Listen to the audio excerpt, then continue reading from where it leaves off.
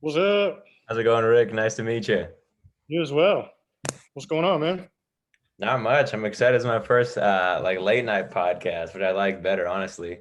Most people Yeah, down. most people want to do it during the day instead of in the Yeah, evening. yeah. Most of the people they'll try to fit it into their like work day, so they'll do it like um let's say like noon to 2 or something, or like before noon.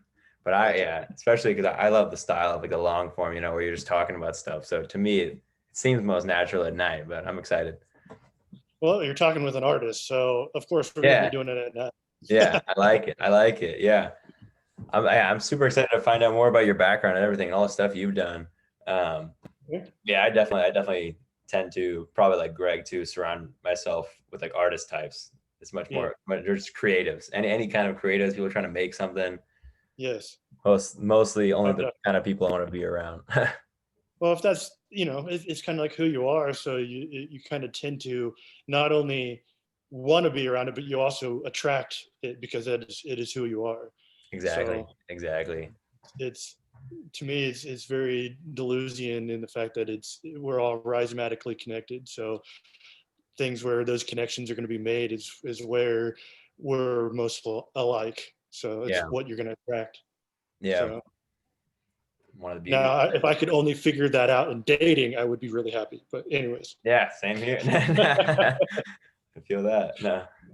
But yeah, there's no usually the format of these. Well, obviously get to know each other, give each backgrounds. Um, there's no this one is again, like, I like that it's more casual. Usually I'll talk with the person a bit, and then we'll kind of do a start point. But I like that this one's just more us going back and forth. Um, yeah, we, and yeah, that we can that's give you, yeah, yeah. But we can give each other's backgrounds, and then usually I'll just start asking questions in terms of whatever the person specializes in. I'll start just going for like some of the base concepts, getting the lay of the land for me, for sure, just selfishly, and any listener. And then any more technical stuff, and then the fun questions, you know, just all the wild stuff for sure. So, okay. but yeah, if you want to give, I guess I can start just to kind of fill Okay, you in for what this is for me and what I right. hope it is for the listeners. But yeah, I'm out of Indianapolis right now. I graduated a little more than a year ago in from Indiana, or from IUPUI, studying economics, which to me was honestly the fastest route to get out, so I could just start doing stuff. Uh, yeah, entrepreneurship is definitely just the only thing that drives me, and I realized I want to do something in a space of sustainability for sure, and more specifically like the oceans. And I definitely love that aspect of the podcast. I think one of the biggest strengths of them is that you can literally just make your own education. At least that's kind of what I want to do with this, and it's working Okay. out, at least for me. Just the opportunity to talk to experts, any field, I have professors, somebody you need to talk researchers. to. Yeah, yeah. Just probe them, get some of the basics from them. Literally just like, it's like you're getting to grill your professors for like an hour or something. Right. Um, yeah, it's the best. And then obviously just discuss everything with them in terms of future planning. But if this can help me, or it has been helping me, but if it can help others eventually contribute to any of these fields, make the world more sustainable, and get ideas for awesome stuff to make, then Mhm. that'll be a win in my book. But yeah, that's kind of what it's super new. This will be like, me and you will be like episode 7. Um, Nice. yeah, but it's super cool to have you on. If you want to Thanks, man. run off into your story. Yeah, I just real fast, so you can remember and to remind me later to um, hook you up with this guy. His name's Oh Jeremy yeah. McCain. What is his name? Jeremy McCain. He's Gotcha. out of Dallas, and he started out as an underwater photographer with Uh-huh. fashion photography.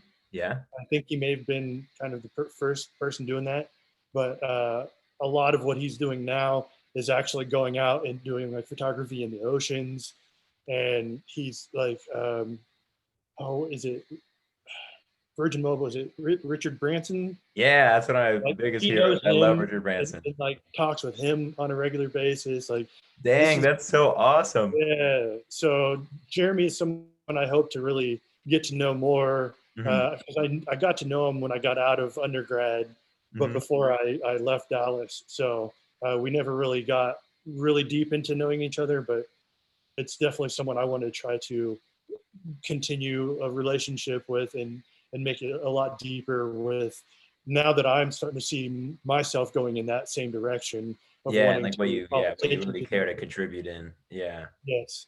And now that I have a platform that I can actually do that with is where I feel like I really be able to tie in with him. And hopefully he can do similar to what you're doing in the sense of getting viewers to see, that there's a lot of artists out there that are wanting to not just, can't really say tackle the problem, but at least call attention to these issues in new and exciting ways.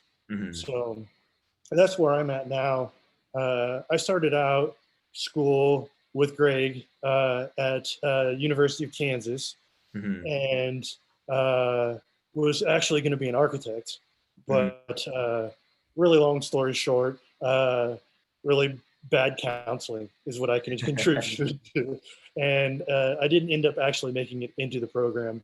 But through it, I learned a lot of things and found myself in ways I didn't realize it yet. Um, like my extreme addiction to Asian or Eastern art. Yeah. Um, so I have a very strong Definitely tie to relate that, there. and also their culture and the way that they view the world. And it's a lot different than here in the West. And you know, growing up like Greg did in a very small town, you're kind of cut off from society in a lot of ways, and you don't have those influences. Like something, let's say something simple like, well, it's not really simple. It's also pretty shitty, but like racism. Yeah. I didn't have that where I grew up, Yeah. so I didn't really know about it until I went to a bigger city. It's Right? funny that Kansas is a little the stereotypical one too, with yeah, with Yeah. Allison. Wait, which one is it? As what's the movie where it's like we're not in Kansas anymore? How am I Oh, spacing good on that? Lord! Yes, Wizard of Oz. Yes, Wizard of Oz. Yeah, yeah. That's like this atypical, or like archetypical place in the U.S. that's sheltered from all of that. Yeah.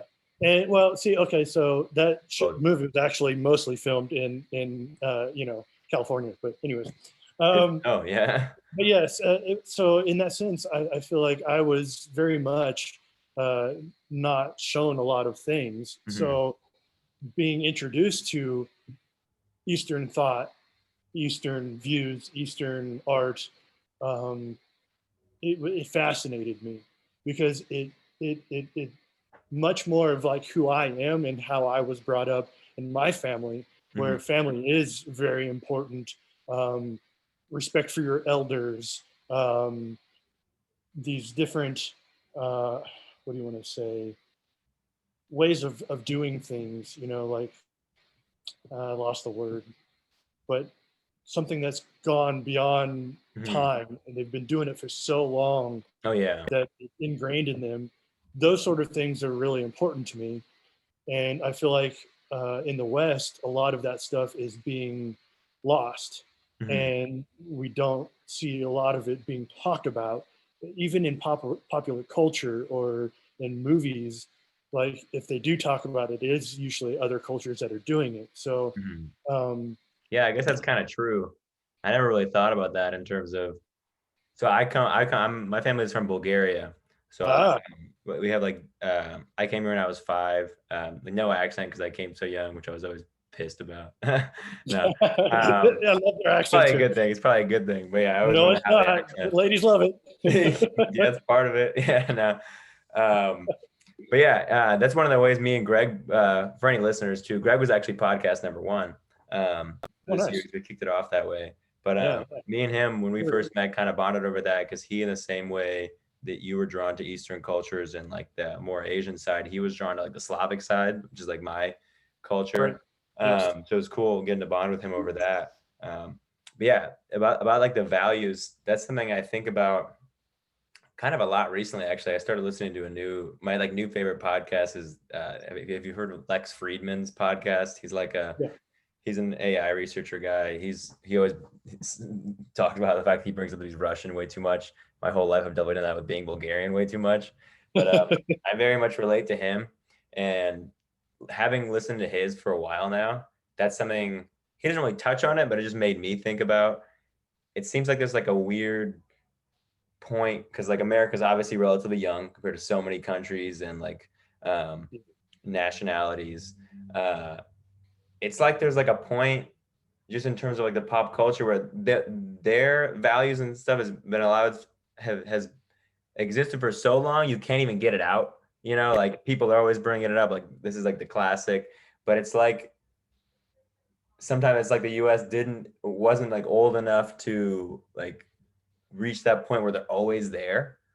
Mm. At least that's what you said made me think about. Like I guess there is like less of it brought up in like pop culture compared to other pop cultures. I don't know other pop cultures too Well, much, but the other side of that, and the problem that we're facing is due to the fact that we have came into it at the time that we did, and then in such a short amount of time advanced as fast as we did, yeah, like that's especially for sure. with industry and all of that, and then going straight from industry then straight into technology.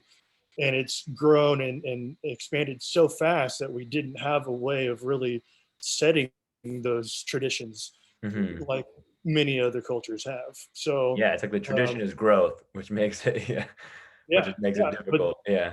then on top of all of that, then you also add in the fact that it is such a melting pot, and Yeah. you have Yeah. so many other cultures and traditions that are Exactly. coming in.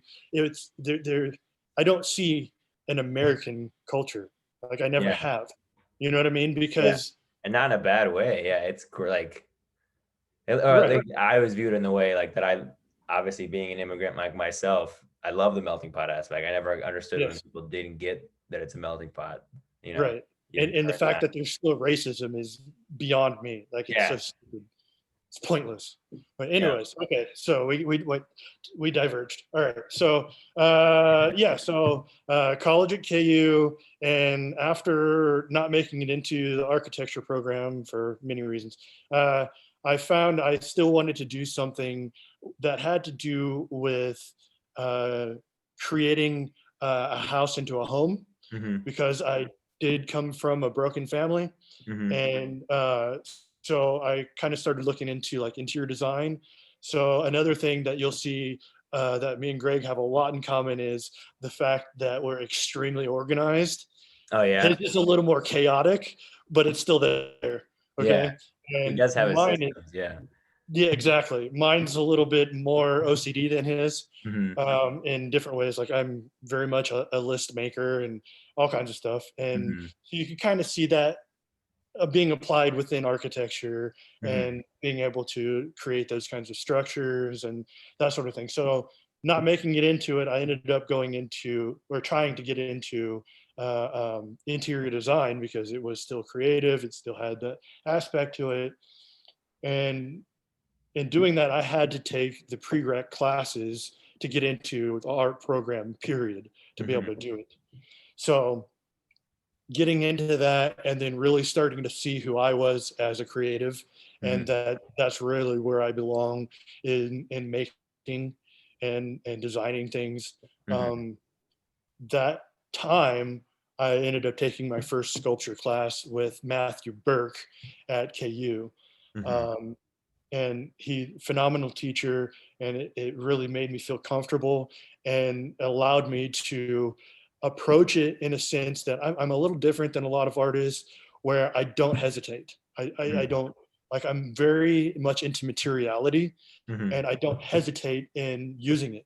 Mm-hmm. So a lot of people are scared to use certain materials because they might be a little more difficult to understand, Mm-hmm. but I love diving into materials in the sense that I want to see how they act and react.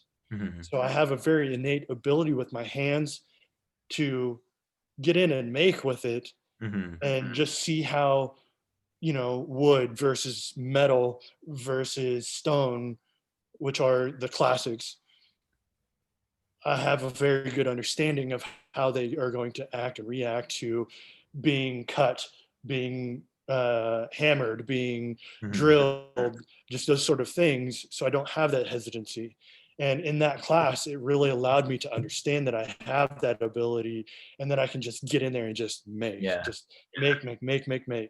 That's so And cool. Yeah.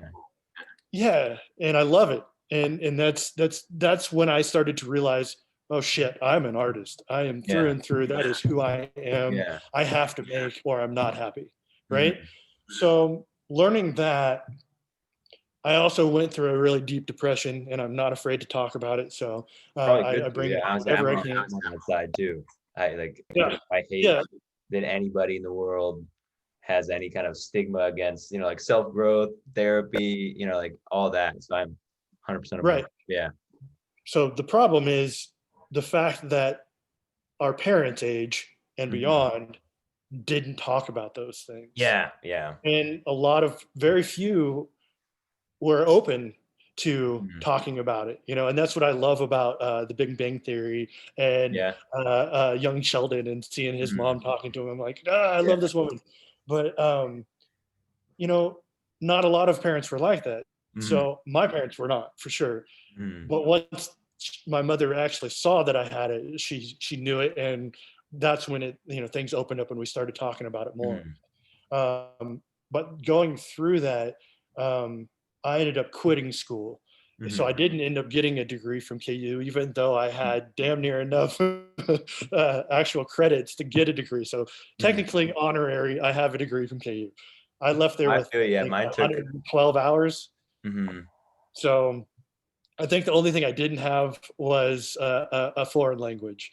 So Oh I yeah. probably could have a general ed technically. That was the But last class I took too. right, so I don't have any foreign language, which I wish I did. Um, I just my mind doesn't work that way. I guess Mhm. I forget the words if I don't use them. Yeah, I feel like the by far, I mean, everyone says it too, but like by far the best, I only want to do it like deep end, like where you get thrown into the deep end. I just like Yeah, throw me in like that would Shanghai for like 4 months, throw me in right. Spain. That would probably be the only way I would be able to do it. Yeah. Because like as an artist and the way I look at things, I feel like breaking down languages and being able to hear it and speak it, no problem. But Mhm. remembering all, the way that culture thinks when it comes to Yeah. language, and maybe seeing those connections, I don't have that. Yeah, So I'm bad at the structuring myself in terms like I have a couple yeah, of friends that are phenomenal at languages. They just like even when I'm just teaching a few sentences in Bulgarian, one of them in particular, he lives in Spain now, but he's like, oh, so this is how like your grammar works like this and this, and yeah, like, and I don't know, like I was raised with English and Bulgarian, so I don't, and I was raised like in America predominantly, so I learned the grammar here for English, but I don't know any Bulgarian grammar. It's just like intuitive. I know how to speak, but right, I don't know anything that's happening. exactly. So It's when he weird, says right? that, I'm like, I don't know. I'll check. I'll call my mom. She's like, yep, that's how it works. I'm like, okay, well, you know more about Bulgarian grammar than me, Adam. Uh, Yep. but yeah, Yeah. that doesn't come naturally to me either. I have the huge desire to learn them. I Mhm. wouldn't say I'm horrible, but the structure and the grammar part's definitely where my weakness lies with that. Right. Yeah, continue. Yeah. Yeah. Yeah. So I don't know. From there, I ended up just working for a little while, hanging out with Greg Moore. And that's about the time he went into law school and all that fun stuff. So Mhm. he kind of became more distant and all that. I don't want to bring his whole life into it, but um, Where was that then? Where were you guys at both at KU. that point? Oh, okay, He, okay, okay. yeah, Yeah. oh yeah, yeah. He continued there. Uh, and then a couple years later, after quitting, yeah, that's when my mom got married and moved to Dallas, and Uh-huh. that's when I decided to go to Texas, Mhm. uh, and really push myself out of my comfort zone and travel and move Yeah. somewhere new and try a new. Um, and I was very liked at this. I was at Hobby Lobby at that time. Uh-huh. Don't put names. But uh, the manager Ollie ended up being because I went from a small town and then finished high school at Lawrence Free State High School, which is where Mhm. I met Greg the very first. So Mhm. we met at that high school, and it was new to us both. it was a much larger high school. So Mhm. Ollie was actually the father of a couple of the twins from the school I went to. Oh, okay. So Ollie Aganoa, I love that man. He's like a second father to me. Like he's Yeah, just that big of a mentor, you know. I that's still awesome. keep in touch with him Mhm. to this day. And so he ended up, you know, giving me good references and things of that nature. And I wanted to get into like maybe management or something, you know, just trying to Mhm. figure life out. I was Yeah, totally confused at at least get time. something you can build on, Right, Yeah. right. And that's all I ever wanted. Like I'm the type of guy that, you know, I've had a job since I was 14 years old, you know. Mhm. I'm much into that much older way of looking at Mhm. jobs. It's like you get there and you work at it, you grow, Mhm. and you stay with the company. And that's Mhm. never happened for me, which is really weird. But in doing so, I spent a good maybe 3 years or so bouncing from job to job, Mhm. trying to find something that I could do that very thing with, and Yeah. just didn't have any luck Yeah. in Dallas. No problem finding jobs Just because I somebody could you wanted see to do that with. right, Yeah. yeah, and I don't know. There was at one point where I was like, you know what, I'm tired of this. This isn't working. I need to go back to school. I need Mhm. to finish, you know, Mhm. what I started because I always felt bad in my own mind that I didn't finish, right? Mhm. That's when I decided to go back to school and found University of North Texas in Mhm. Denton, which is real close to where I was living. And I was going to start, and I had enrolled. And that summer, I heard from an old friend from the high school that I had finished at, who had gone to, he taught himself Chinese and moved to China, and he taught English in In China. China, that's awesome. And I'm just like, yes, I want to do that. So I went to China. Uh, it went bad. The school lied about a lot of things. They were going to cover all my expenses, and they didn't. And that freaked me out. And then being away from home, and D ended up he taught in Songyuan, which is up north, closer Mhm. to North Korea, and so he was a couple of hours away from where I was, Oh, and okay, so you weren't even in the same city as him. Okay. right, yeah, Yeah. he had an apartment there, but he would go up there to work because he had his own. Well, he eventually had his own school through the girl that he taught was the daughter of like a governor or a mayor or That's awesome. something higher up in Songyuan, and so they ended up, you know, building a school for him. But they found out he was gay and they took it away. Yeah, you got to love China. That But sucks. Yeah. yes, very much so. But Very much. in that same sense, like I got there and they said, okay, we're going to have a curriculum for you to follow. That's in my freaking thing that I signed. Mhm. That that's what I was to follow. Got there, Yeah. there was none. So I'm like, dude, I haven't been around children since I was forever ago. Like I don't remember any kid stories or Yeah. rhymes or any of that stuff. So like trying to come up with a curriculum, I'm like, fuck, I don't know what to do. Yeah. So I ended up was like freaking out. And Janae was my landlord, and he's like, dude, I see what's going on. I'm Mhm. really sorry. He's like, give me, you know, like 1.5 month rent, and I'll get you a ticket and I'll help you get the hell out of here. And I'm just like, oh, Mhm. dude, I love you. You're awesome. Yeah. That's So awesome. I, At least, yeah, yeah. it would have been awesome, but I ended up only spending like 2 weeks there, and I Yeah. was so sad because I wanted to travel. I wanted to see Yeah. the art that I was telling you about earlier, Yeah. and like the Forbidden City in Beijing, and what really pissed me off is I stayed in the Hyatt, which is literally across the street from the damn place, and I didn't Oh, go see it. really? Damn. Ah, Yeah, that so sucks. I was sad, Well, there's but still plenty of time, but yeah, now it's got you even more craving it. Yeah. yeah, yeah, yeah. But you know, going all the way through KU and all my friends, like Bulgarian, speaking of which, I met a whole group of them that had come Really? just to work for a little while when I was in Dallas. And I worked with them for the summer when we did like the building of Dillard's. And oh my God, those guys were so freaking funny. They're That's so awesome. fun. They were nuts. So, but yeah, small world, right? Um, so in doing that, I ended up coming back And I was like, you know what, I really need to go back to school. I really need to finish. Like Hmm. I need to do this for myself. Hmm. And so that's when I decided to go back and finish art school at UNT. Hmm.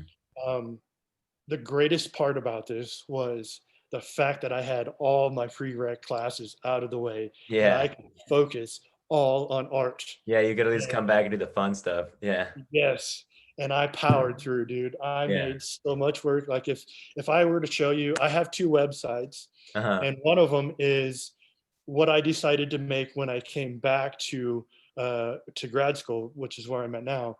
I wanted to have a place because I had people wanting to commission me to do stuff, but I Hmm. didn't have that type of work on my website with what I had done in my undergrad, right? Hmm. So I do a lot of stuff that you can construe as like arts and crafts, not Hmm. just fine art. And then I also do other things like I had a doctor have me make wooden, like made out of walnut, just little handheld things to put your hand on for his chair, for his examination chair at Oh, his okay. eye doctor um, business, because the ones that had the padding on it had ripped through and they would Uh-huh. uh, scratch themselves. So I Yeah. do all kinds of different That's things, cool. Yeah, that's cool. but I didn't have a platform to show people. I just had it on my computer. So I Yeah. decided to make another website. And so you can see a lot of that other stuff. And then I took all my undergrad work and I put it on there as well. So Mm. now I have a visual, like, Like an actual like lookbook gallery, like yes. yeah, So people could still see all the stuff that I've done, not yeah, just what my current work is, which is yeah, the way the art world seems to be, mostly made up, is they want you to only show your current work. yeah. So, but while I was at UNT, man, I was able to really dive in and do what I've really wanted to do while I was Mm. at the end of my career at KU, and to, like I said, materiality, to really just go in at it, you know, balls deep. Like, Yeah. I'm No, sorry. yeah, that's the way to do it. Yeah. I bet it Yeah. was freaking refreshing. Yeah, getting to get back to Oh, it and really just like you're like, yes. wait, now we just get to focus on just this. Yeah, it's Yeah. like that's a go. Exactly. Yeah. And I made a huge portfolio. Like I made so much work. Is the And Sculptor Rick McCoy website, is that your main one? I stumbled upon yes, that one. Okay, yeah, okay. So that's the main one. yes. I'll put that in the show notes too for everybody. Yeah. So I'll go into that a little bit later, but that is all just grad work. Okay, And awesome. we'll get to that and you'll see what I'm doing. But uh I took my love of Asian art Hmm. and married that with my new abilities and research into materiality, Yeah. and found one of my favorite things that I've grown to love in Asian art, and it's not just not just Chinese, but it's also in Korea and it's also in Japan, and Hmm. that is calligraphic painting. Oh, So okay, cool. it's very um, almost like they're writing. So each Yeah. stroke means something, and there's Yeah, different calligraphy is styles amazing. to doing that as well. And I loved how in depth that was, but how simplistic it was at the same time. It's beautiful to me. That juxtaposition that a lot Yeah, of people honestly, don't yeah, that's understand. probably the biggest because it seemed like like if you can limit it to saying it's the alphabet, or like I guess they have like limited characters, but like just like the way you can like literally make the swoosh of a line. Right. There's so much to like there's so much to master in something that seems And limited. where you put the pressure and where you lift up Yeah, and exactly. Yeah. how they're alpha. Well, actually, Korea is the only one in the Asian uh, continent or area, however you want to say it, the demographic that Hmm. has an actual alphabet. So It's not like characters. yeah. Yeah. So, anyways, so I took that concept and I married that with wanting to make that into 3D. So Hmm. if you look at uh, my other website is called myothercreations.com. So real simple, but it's like all my other stuff, right? Yeah. You'll see my woodworking, and that's what I did was I took that calligraphic painting, that style, and then thought about that as gestural and making it into 3D in wood, and Hmm. then put that onto the wall. Yeah, that'd be So cool. it was something nobody else was doing. and it didn't really take off. Mhm. I feel like I didn't quite find my audience because it was such large pieces. Like one Yeah. of them is of um, birds, Oh, and okay. it's like a 12-foot wingspan. Oh, yeah. Yeah. Here, hold on one second. Yeah, I'm So I excited we got, can do fashion show and tell in here. Yeah, go ahead. yeah.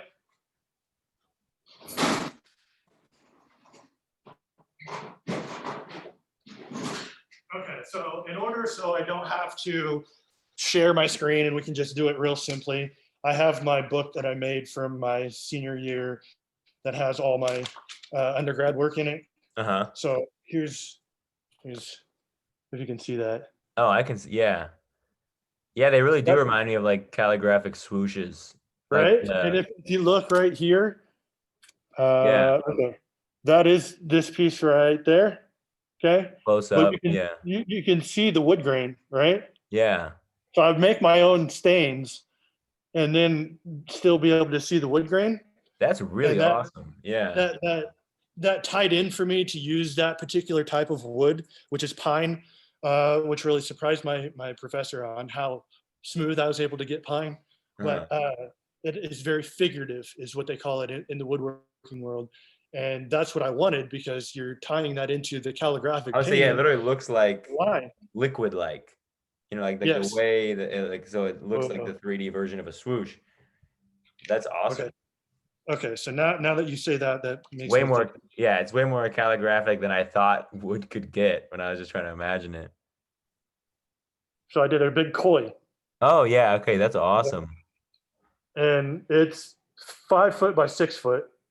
But the way it's made, it actually looks like it's underwater Uh-huh. because of that nature that you're All talking the about. pieces of wood look so water-like. It's freaky. Like it looks like Yeah, someone like dropped like droplets of water to make that. yeah, That's yeah. awesome. So Yeah. you can check that out in my undergrad stuff. But in that, I also learned like jewelry making, so using gold and silver and copper. I surprised the hell out of my professor the very first semester by going big on a bronze piece Mhm. because it's something I had never done. And he's like, "You sure you want to do that?" I'm like, "Dude, I'm going all in I on this." like Like, all in. Yeah. yeah. So I was in there just sweating away, working on this thing for hours on end, and it really impressed him on how much time I was willing to put in on it. Um, let's see, where is it? I got a few of my undergrad pieces here. Uh-huh. Is this just like your workshop or Oh crap! I can't get to it. It's here it is. So this piece I did outside of class that's the on my bronze? own. No, this is copper. The Oh, bronze piece, okay. my mom bought that piece, Oh, and okay. she loved it so much. This piece I did in the dorm, Uh-huh. and really impressed a lot of the other people because none of the other people were in art. It Mhm. was more of a sports dorm, so Yeah. they were always interested to watch me do this. So it's all hand cut out with what they call a jeweler's saw, which the blades are about the width of your fingernail. So Yeah. it's real small It's like and a it takes tiny a lot little of saw. time. Yeah. Well, no, it's the blades are like this long, but they're Oh, real okay. thin, and Oh, then it okay. has like Okay. a U-shaped frame to hold it. Right. Yeah. You see, you can barely see it because there's nothing behind it. Yeah. But That's all. So what is it? it's a It look dragon. oh, okay. I was like, It's it looked kind of like a prawn at first, like a big, like a, because like the shrimp shape. oh yeah, yeah, yeah. That's But awesome. it's a dragon, East Asian culture stuff. But Yeah. that took me 180 hours outside of class. I was gonna say, yeah, cutting that guy out would be wild. Yeah. So now you can kind of see where I'm at. Like I'm very much into learning the different materials and just going for it and not being Yeah. afraid of failure. And in doing that, it's allowed me to really get a good breadth of how to approach different materials, how to Mhm. make with them. Plus, just the most important factor, like you said, you're not afraid of new materials.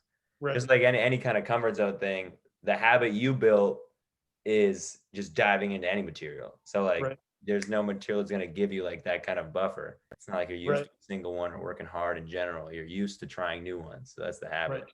That's awesome. Exactly. Yes. Which would why I'm telling you all this is because I'm going to lead that into what I'm doing Yeah. now. Yeah, the So, synthetic work. so I ended up doing pretty good. I graduated there, and then after I graduated there, I worked trying to find jobs. I exhibited where I could. That's one of the things that is missing in the art world is they don't teach you a lot of things about what the Like, art world's actually like when you get yeah, out of school. So they didn't really prepare me for what it's like to try to get into shows or to try to get gallery representation or any of those sort of things. In what the way they call it here is professional practices. mhm. Um, they teach you a little bit, but it's just very bare minimum. So Yeah, one and of the that's things half I the hope that's to half the do through career. That's something I've been seeing too with, I mean, some of my like direct, like closest friends, one of my best friends right now, it's one of my roommates, along with just like other like artists I know. But that's the example I kept using when we were talking is it's like an author. It's like an author's written a book, and but you weren't really taught how to sell the book. So you try selling the book for like a little bit, and obviously your comfort zone is actually creating things. So after a bit of that not working, you're like, well, maybe it's like a little bit behind. Maybe I need to create something new. So you just keep going like through that cycle, but you gotta right. like someone needs to either teach you or you just need to power through the side of Well, getting the it, audience selling the thing, and then you create a new thing. right. Yeah, But it seems like that's it's the missing. fact that they're not teaching the Yeah, fact that this is business. yeah, exactly. Like they had to Just teach. that They in shouldn't. itself. Yeah, that like the fact that that's not literally half the focus is insane. Like because if it's Yeah, not half the focus, you're not going to be able to like live your life as an artist. You're not going to be able to do this for your life, like to exactly. earn. Yeah. Yes.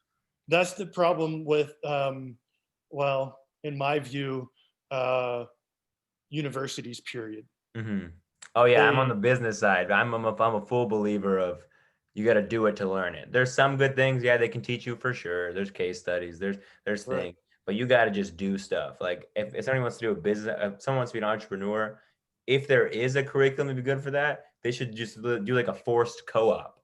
Like Yeah. work with this company, There lead you a go. team. That's half your Yeah. semester, then learn some more stuff. Do that again. Like that's the only way I would ever structure that. It's like the experiences that I get and have had from college has been, you know, well worth the amount of money I'm in debt now.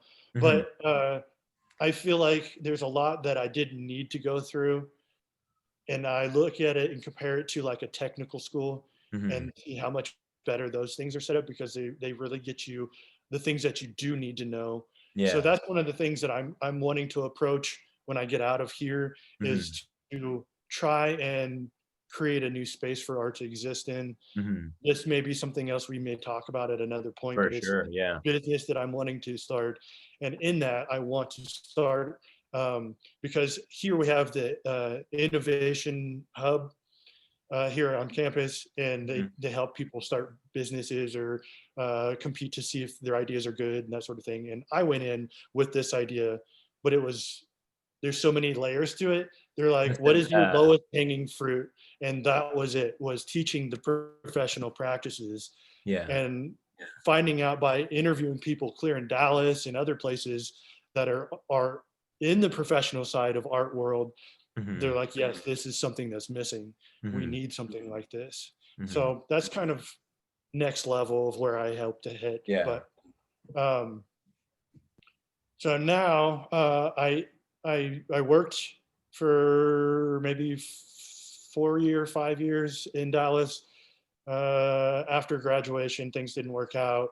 Uh, ran out of savings and had to Mhm. move home. So I Like moved work back. as an artist there, like you just had a place and you just kept making art? Okay, okay. Well, oh, okay. So when I was in Dallas after I graduated, that's the second biggest thing that artists face Mhm. is space to work out Mhm. of. Um, Yeah, yeah. especially if you go large scale, it's really It's gonna be difficult. way harder for you. Yeah, my roommate's like a fashion designer. It's hard enough for him. Like he gets a Yes, big room in our house, and it's like fully full. super full, and like he makes Uh, it work. But uh, yeah, if you're making yeah, sculpture, I tell don't tell even know me how. like this is a huge room, You need like at and least a it, garage to be a it's sculptor. full. You know what I'm saying? Like Yeah, completely full. Like yeah. it's unreal. So I worked out of, so I had an apartment, and then I made sure the apartment had like a garage space that you can rent. So I had to pay extra for it, but then at least I had a place to put all my tools and work out of, Yeah. even though it was like this big, you know. So then I moved home, and art where I lived is not real big, and people aren't really willing to spend that kind of money on that sort of thing. You know, Like you're that in Asia. living where a bunch of farmers live. You Yeah. know, they don't get it. It's a different world to them. Yeah. Um, and then the kind of serendipity hit. It was kind of weird. Uh, I heard from Matthew Burke, who I told you about earlier, my Sculpture 1 professor. Yeah. I had talked to him just kind of off and on, not real far in depth. We never have gotten real close, but we still stay in touch. And um, he contacted me and said they're doing some kind of display type of thing where they're going to do an iron pour. They're going to do some guy that does stone carving, and a guy that had like a big sawmill, showing people how that's done and how they get lumber. And it was in a new space on campus that is for 3D art and stuff, which is a little off campus, but it's still part of it. But so I go, and he's, you know, we talk, we have a good time. Then he said there's supposed to be a big group of people, and this is crazy, but they were supposed to be there, and so they're waiting to do some things until they got there, and they were way late. Come to find out, that group was actually at the International Sculpture thing that they have every year. It was happened to be in Kansas City, so they were running late from that. And so they finally show up, and you know, they're about done with the iron pour, and I'm watching, and I look over my shoulder and I see somebody that I think I recognize. Like, there's no way, because this person was a graduate student at UNT while I was an undergrad, and he lives in El Paso, so way out there. You know, that's further west Texas than I am. Like, it's way out here. And I'm like, oh, there's no way this is Angel. I turn around, and he's eating a taco right next to me. I'm like, son of a bitch, it is Angel. I couldn't believe it. Of course. And so we got to talking, and I'm like, dude, let me ask you something. Is grad school really worth it? And why? And he goes, dude, you have no idea. Yes. And I said, okay, why? He said, in networking alone, it's worth it. But on top of that, you learn more about who you are as a person and who you are as an artist. And I'm like, dude, sign me up. Yeah. Like, that was enough That's for awesome. me. I like how straightforward his answer is. Yeah, I've never thought about Yeah. what grad school for like art would be. Right. Yeah. So that surprised me. Like that, like I hadn't thought of it in that sense. And I'm like, okay, I think I need to get back to the art world, because I was getting further and further away the longer I was out of from undergrad. And he goes, well, you need to check out Texas Tech. I'm like, what? Where? Like, you know, like, who? And he said, yeah, I just met with Cody Arnall and Will Cannings, who are the two head professors in sculpture. And because they had met at an international sculpture place they were just at. And I'm just like, wait, what? So how all this ties, like, you know, rhizome, like I said a minute ago, everything's connected, you know? That's the other cool thing about the podcast thing, man. It's freaking me out. Again, this is 7 episodes deep.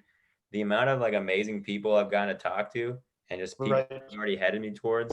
I feel like I'm like years ahead of where I was in terms of knowing people that can teach me the things I want to know to create what I need to know to create what I want to create. I feel like I already basically know, like I'm like halfway or way further than I would have thought. Like I need to be at least at episode like 100 to feel like I kind of know people that are in these areas. After episode like 3, I was like, damn, this is the coolest thing that you can do this nowadays. But yeah, go ahead. Exactly. Yeah, networks are insane. Yeah, the way it grows is exponential, and I love it. super exponential. So that in mind, I was like, okay, I gotta go check this place out, because I didn't even know that they had a sculpture program here. Okay. I would not have chose this place if I had not actually spent the time to drive the 9 hours out here and check it out. Yeah. because this facility is a multi-million-dollar facility, and it has everything you could ever want to be in sculpture and just play with stuff. So this is And part of the campus, right, where you're at? This is like yeah, you have this building, it's okay, called the 3D Annex, and awesome. it is above and beyond any school I have ever been to in what they have available. It's Yeah. amazing. And so I saw it and I'm like, I gotta go. There's no way I could go anywhere else. Candy shop for You you. know, because That's awesome. I had applied to 6 other places, Mhm, and one of the places I also was accepted to was obviously KU. And I mhm. feel bad because Matt went to bat for me, and I didn't end up choosing them. But there's a lot of No, reasons but I why. bet he obviously understands you gotta go the best place for you, yeah. Yeah. Especially, So yeah, being a he good still professor, keeps in I contact respect with me. that. And Yeah. the craziest thing was first year here, Mhm. he quit and resigned from KU and moved out east. Really? That's So awesome. if I had gone there, He then the goes whole he reason I had so gone there. he goes to Texas Tech now, like, he teaches there? No, he's out east. He Oh, went okay, okay, okay, but he just left there. Okay. Pennsylvania or Massachusetts or something like that. I can't Uh-huh. remember. I Yeah. gotcha. So the one reason I would have chosen there would have left, and I would have Yeah, been so high and it's dry. good. So I made the right choice It's always just good in to that follow your alone. own, yeah, Yeah. what's best for you, yeah. So coming here has been, I'm gonna say, the greatest thing that has ever happened to me Perfect. already. I love it. You know, the way that they teach is gonna affect the way I make for the rest of my life. Mhm, There are so many things that my undergrad failed to teach me mhm, that they are a miles above any program I have ever known. mhm, Like they really teach you how to approach art, not just how to understand it and how to make it, right? mhm. So undergrad's more about technique and learning materials, and I blew through that and I loved it. But now it's becoming more conceptual and really thinking through the processes, the product, the materials, why you're doing it, the overall form or image that you're making. Like Yeah, it really pushes you to think those things, but they don't teach you that straight out. Okay. mhm, They believe, and I believe now, that you learn more through making, through the process of making mhm, than anything.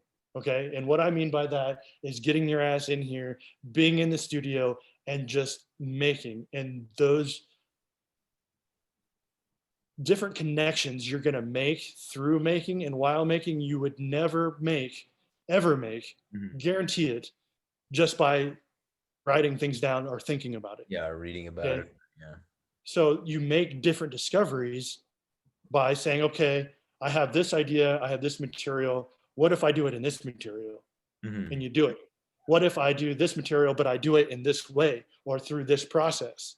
What mm, if I do this? What if, you start really growing? yeah. You start Get making those understanding connections of it, that you yeah, would never have the yeah, way I used to make. So just in that alone, coming here was worth it. You know what I mean? that's awesome. So there's so many levels to seeing and keeping my eyes open to and being open to Mhm, trying new things and all of these things are really starting to pile together and mhm, making me a much stronger person and a mhm. much stronger artist. And I'm so thankful. That's awesome, Uh, yeah, I never knew about Texas Tech before, but I'm definitely gonna be recommending it now if I have yes. either friends that are artists that wanna do it, or even my little sister. I only have one sibling, she's 15 now, but she's Yeah. she doesn't know super what she wants to do, but she's definitely artistically inclined. If she wants to go to art school, I'll let her know. Yeah, and they help out scholarships, and they're Yeah. really good about helping people find money and that sort of thing. Um, How long have you been there now then? So when two did and a you half years. okay, cool. Yep, yep. And I think one of the reasons, like I said earlier, that I chose to come here over the other place is, dude, this place is way the hell out here, Mhm. way out west, out in the middle of nowhere. It's so flat, it's so boring, but it's a good thing Yeah. because it has allowed me to really focus on my work Yeah. and not. If I went to KU, I have cousins that run bars. There's no Yeah, way I would have gotten exactly. anything done. you It's know? like the, you go out to the desert to find yourself. You got the facilities, no distractions. Exactly. That's Yes. awesome. And the other part of that's really awesome about this place is the teachers, the professors. Okay, a lot of places are still kind of antiquated. They still kind of work in certain ways. This place is really trying their best and have a lot of newer and upcoming artists and professors with a good mix of professors that have been here for a long time, Mhm. like William Cannings, who is my head of my department, sculpture, or Rob Glover, who's the head of jewelry. They've been here for years, Mhm. like 10, 15, 20 years. Yeah. So they have a lot of breadth to how things have been done traditionally, but then they have all these newer professors that are trying to up and come and see things being done in a new way, like with the whole Zoom thing, or Cody Arnall, who is a mixed media and sculpture area, who does a lot of um, teaching newer processes like 3D printing and mold making and mixed media. So there's a lot of things that I had never been introduced to Mhm. until I came here. And then you have people who are like Rob, who, he's traditional in jewelry, but he's really open to Mhm. pushing yourself and trying. That's the number one thing I love about this place is all right, grad school is a time for explorations and just Yeah. trying, throwing everything at the wall and seeing what sticks. That's And awesome. they're really open to that. So Yeah. that's what I really love is that they're really trying to push this program to be that all encompassing and, Mhm. and open to really pushing yourself Mhm. more than a lot of other programs that I've seen. So That's I've awesome. been able to do that. All right. And so with that said, that leads me into what I'm doing now. Yeah. Right. How'd you find out about? Oh yeah. Say what it is, I guess, and then I. Okay. So like you, I'm into sustainability. I'm into um, materiality and questioning values within that. Mhm. Okay. That's where it's grown for me. I started out here bringing my abilities and my processes, and then I wanted to push myself outside of my comfort zone and do something different that I've never done before. So get away from carving, get away from metalworking. Some I still do some. Well, I still do both a little bit, but I wanted to say what materials are out there that I have not done that would really push me. Yeah. And in doing that and researching sustainability, because I've actually taken like environmental sustainability classes Mhm. and some other things like that. What was the other one? Art. It was art and ecology restoration. Mhm. That was a really interesting Yeah, that's class. an So interesting. it Yeah, took especially all like polyesters, all their fibers break down and everything. kind of how you view art. Mhm. Yeah, yeah. So we actually had an ecologist and an artist who taught this class together. It was really awesome. Mhm. Um, it really got me thinking about my footprint and Mhm. that as an artist. So it's really interesting to me, and I haven't quite figured out how to tackle it yet. But artists make a huge fucking mess, making huge Yeah. in different ways. Some of it's not bad, some of it's terrible. Yeah, it really is interesting. They, So they they could make some of the biggest messes in terms of like the amount you have to go through to end with the final product. There are also the yeah, people that could potentially take things that would be considered trash or the waste product of something else and make into something awesome. Like they yes, have that's me. be that like converter in both roles. It's cool. That's me.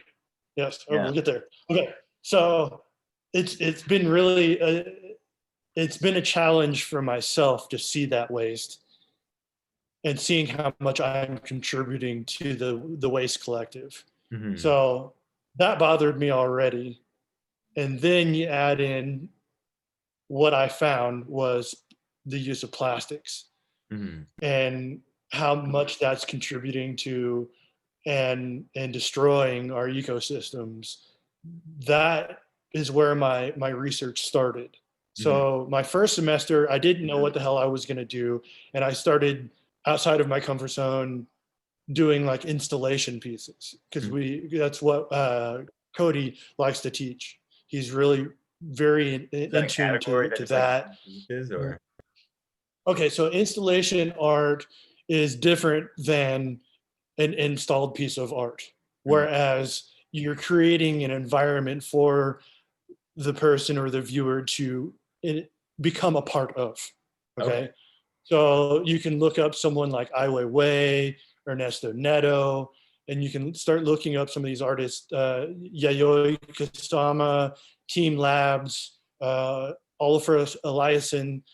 All of these are kind of contemporary artists that they're creating the artwork to where you become a part of it as the viewer. So it is completely different than the traditional looking at a painting.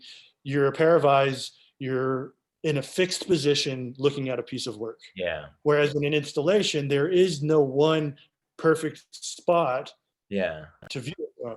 Every viewer is going to bring something different. They have their own dreams, their own memories, their own thoughts, their own everything that they're going to bring to that installation. So they're going to view that, feel differently within that installation, right? From different angles, it'll hit them all different. Right. And me as the creator, I have to create something in such a way that I want them to have a specific outcome. Like I want them to feel a certain way.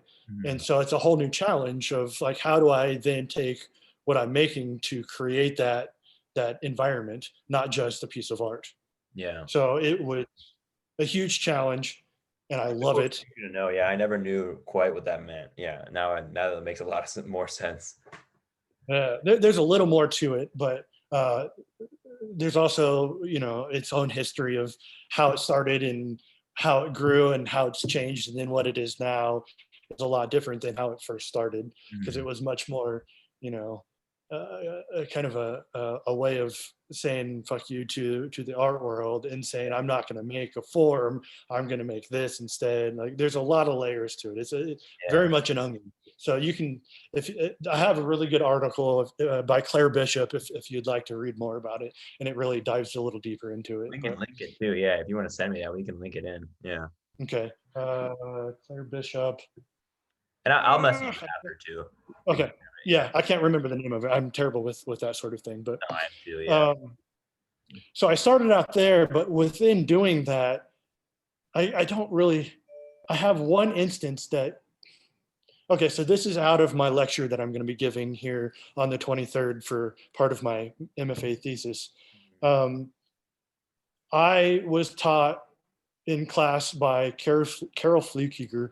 One day she said, if you're struggling on figuring out what to make, one of the things you can do is try to think of something that's bigger than yourself and then make about that. And then Rob Glover told me one day, okay, if you're struggling, one of the things you really want to continue to ask yourself as an artist is, what are you contributing to the world? And both of those were said to me within the first semester. And it really, it got me, because that's exactly what I was here for, was trying to figure that very thing out, right? And so I took a drive back home to Kansas, which is about a 9-hour drive. And something you may not know about West Texas is it is the windiest freaking place I have ever been in my life. Okay. Like you think a few gusts of wind that'll blow you off the road or bad, you have no idea. Like the wind here will actually sandblast your car. Yeah. Seriously, that's how bad it is. Okay. Wow. Well, on that drive, there were tumbleweeds, just thousands of them. The whole from Lubbock all the way to Oklahoma. Like it was just, I had never seen anything like it. I didn't, I've seen pictures of tumbleweeds, but what the fuck is a tumbleweed? I don't know. I've never seen one. It's like a cartoon plant. Yes, exactly. Well, at the same time, I'm thinking, okay, trying to think, I need to figure out what am I going to make, how I'm going to make, what's my next step. And then those concepts that my two teachers had said to me was really rattling around. And literally at the same time, a trash bag flew across the road and almost stuck to my antenna. Yeah. And I'm like, wait a minute. Wait a minute. And I made that connection between a tumbleweed and plastic. And I'm like, that's a material. Wait a minute. I haven't done that yet. Yeah. A lot of people are afraid of plastics because technically they're kind of hard to work with, Oh, if I I'm going to bet. be honest, because it takes heat and pressure to do a lot of it, Yeah. right? That's very limiting at Yeah. times. It's something you had to like So, re-put together into something, yes, and this is, you know, it's not like carving out of something. You have to right. make the shape. So, Yeah. so in that, I'm thinking, okay, bam, that's where I want to head. I want to figure out how to play with plastics and how they are manipulated, how Mhm. they act and react to different things. Like, Mhm. what if I take the same tools that I use for wood carving and carve on them? What Mhm. does it look like? What does it do? How does it react? What Mhm. if I do some of the metalworking techniques, like, just trying all these different things. And Mhm. then, after my research, seeing, okay, it takes heat. Okay, well, what kind of heat? Like, how do I apply it? Do I throw a torch on it? Well, no, because then it can off put gases and all these other things. Well, do I put it in an oven? Well, does it need ventilation? Can I put it in a gas oven that you do with um, a kiln for ceramics? Or my professor uses a kiln for his work, or for doing bronzes, you have to use one. What are those going to do? And so I started playing with that. And then I went and really lucked out on this. And I went to the recycling center, which is literally right behind. See that wall? That's the back wall to my studio. Right there is the recycling center. That's awesome. That's So, good happenstance. Yeah. right. So Yeah, I it really seems like everything, like the went whole story over building there. up to now, like you were like one of the someone with your skills is the exact person needed for that task. Where, like you said, it's really easy to not want to work with plastic or any of those materials because most people do not like the part of purposefully picking something hard to work with and figuring it out. You know, Right. that seems like part of that for you. That's just like like the unraveling thread. There's so much. Yes. There's infinite for you to just keep attacking. Yeah. Yes. Exactly. And it's been a freaking roller coaster, let me tell you. But I ended up meeting with a lady named Lynn Thurston. Hmm. She's someone who's in charge of the recycling area. She works for hospitality here. Um, Dude, she's also one of us in the sense that she's all about sustainability, all Hmm. about getting the word out. Hmm. The younger you can get, the better Hmm. to get that knowledge to them. So she likes to do things for the middle school and high schools around here, all that kind of stuff. She does an art contest on campus that's all recycled work, Yeah. which is really awesome. So I had a piece in that.